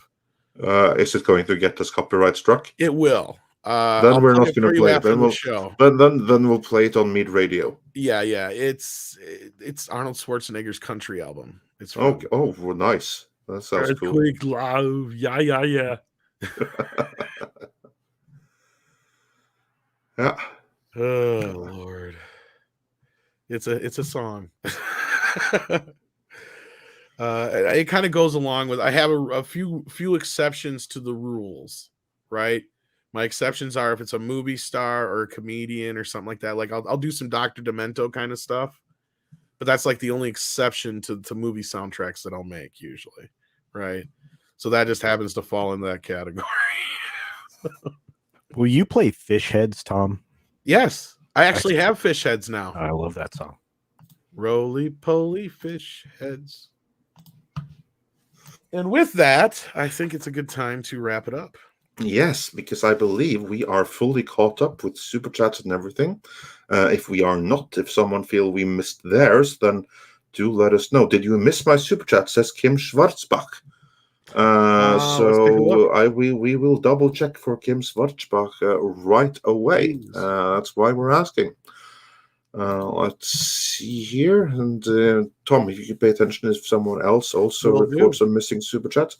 Yes. And we did miss yours, so thanks for pointing that out. Kim Schwarzbach says for 50 Danish krona, I recommend the work of Mick Gordon. He made the soundtracks for Killer Instinct 2013 and for Doom 2016 and Doom Eternal. badass and manly. Nice. And also, we missed a couple of ones around him. Enoch Mammon said That's for what I was worried $5, the two filmmaker soundtracks that I consistently purchase are John Carpenter and Robert Rodriguez. Oh yeah, I can't believe we didn't bring up Carpenter during a soundtrack discussion. For Pete's sake, what is wrong with us? Yeah. And Jesus Davila says for $5, Halo, the video game franchise, has some very good music, at least from my childhood. And Six says for $5, subscribe to Media Radio. Tom has the Hamilton soundtrack, so come by and request one of the tracks. Thank you again, Six. Yes. D-Bud Morton said best mock 50s music. Idolmaker soundtrack. We got that one. Yeah, then we are caught up. Awesome sauce. And I didn't hear anybody else say anything else, so I think we are caught up. Yeah, Black Meyer. The thing is Ennio Morricone doing John Carpenter, which is weird. It just I think it was just so John could say he worked with him. No. And E. Clay Thomason. I made that choice is a already. man of great class and taste. Saying, I can't wait to request a new Dune soundtrack on Meat Radio. I will play any of this other stuff that I'm not a big fan of, but I listen to the 5 minutes. No, there's nothing in there that I can see. Well, I'm sure you can play. You can play like some of the prophecy theme from the original. Oh, Dune I always play the script. original Dune music Yeah. all the time. I have both the original and the extended soundtrack. So yeah. Definitely. People enjoy the fact that I have the version of the intro without the spoken part from what's her face. And Rambam 3000 says, "How did no one mention Vangelis score for We later?" actually did earlier. I did, Yep. and I even brought up 1492 Conquest of Paradise in that conjunction. And the one you're looking for, Tom, is Virginia Madsen, also of Candyman fame. Yes, Virginia. Yeah. For some reason, on the main soundtrack, she has the voice, kind of like with speaking of Conan the Barbarian. Like, there's the two versions of the intro too that has was it Mako, or is that who did it? Yeah, who has his voice in it, but then the other one I have doesn't. So yeah, I thought of a great soundtrack that you kind of tries to sound like a period soundtrack. That Thing You Do was a Tom Hanks produced film. Good point. It was very good. There were 5 songs in there that were really great. Very well done. Well, not just that. That Thing You Do had to be a song that was catchy but not annoying as piss, because you have to hear it 6 times throughout the fucking movie. At least, yeah. And I tell you what, all the other originals they put together for that were incredible, and the people that they created for that, and their songs. I mean, it was really well put together. When I look back at like films that talk about the life of bands and stuff, I think that's one of the best ones. Cure's Almost Famous is amazing. Yeah, there's a they're really good. They're a classic soundtrack though, made up of classic songs. I mean, but no, you're right. I can't believe I forgot about that one too. Yeah, that's a great one. But with that, I think we're going to wrap this up. But that's another reason why I guess we have to start Midnight's Edge Music, so we can have more discussions like this. Yeah, exactly. So with that, I'm going to say thank you to everybody for being here today. Take care of yourselves and each other. And what? Exactly. Enjoy some koalas in the rain. Koalas in the rain. Koalas in the rain. No fun. Yes, Spinal Tap rocks too. Koalas in the rain.